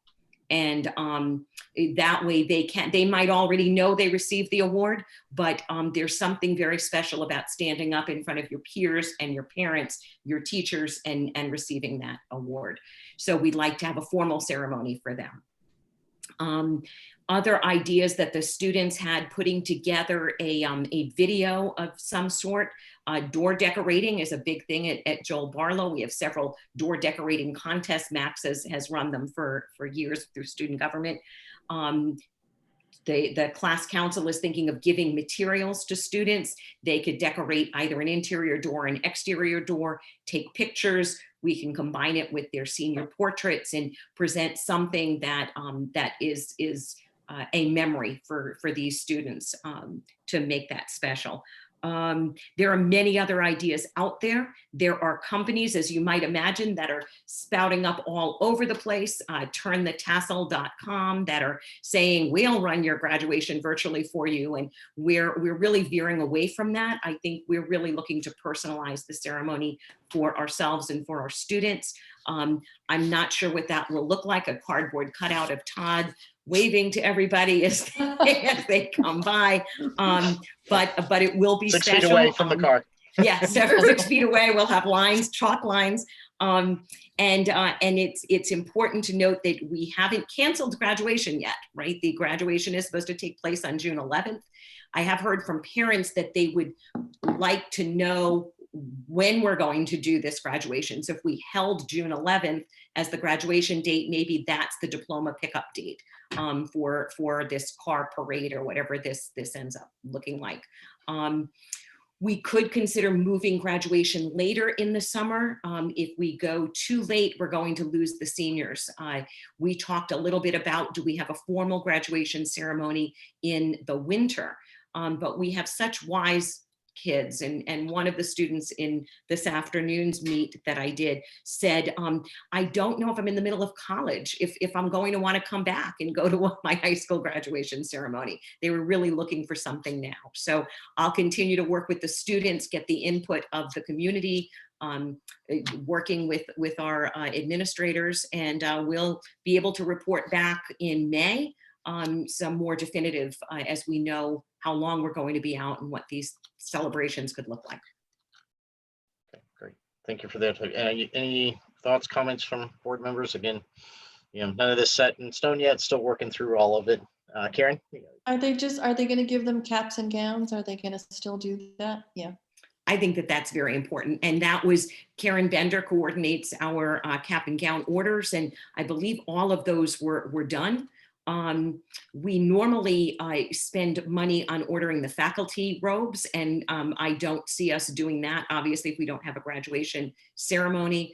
Tom, Stephanie, and I all have robes, so we could practice good social distancing and help in handing out those diplomas.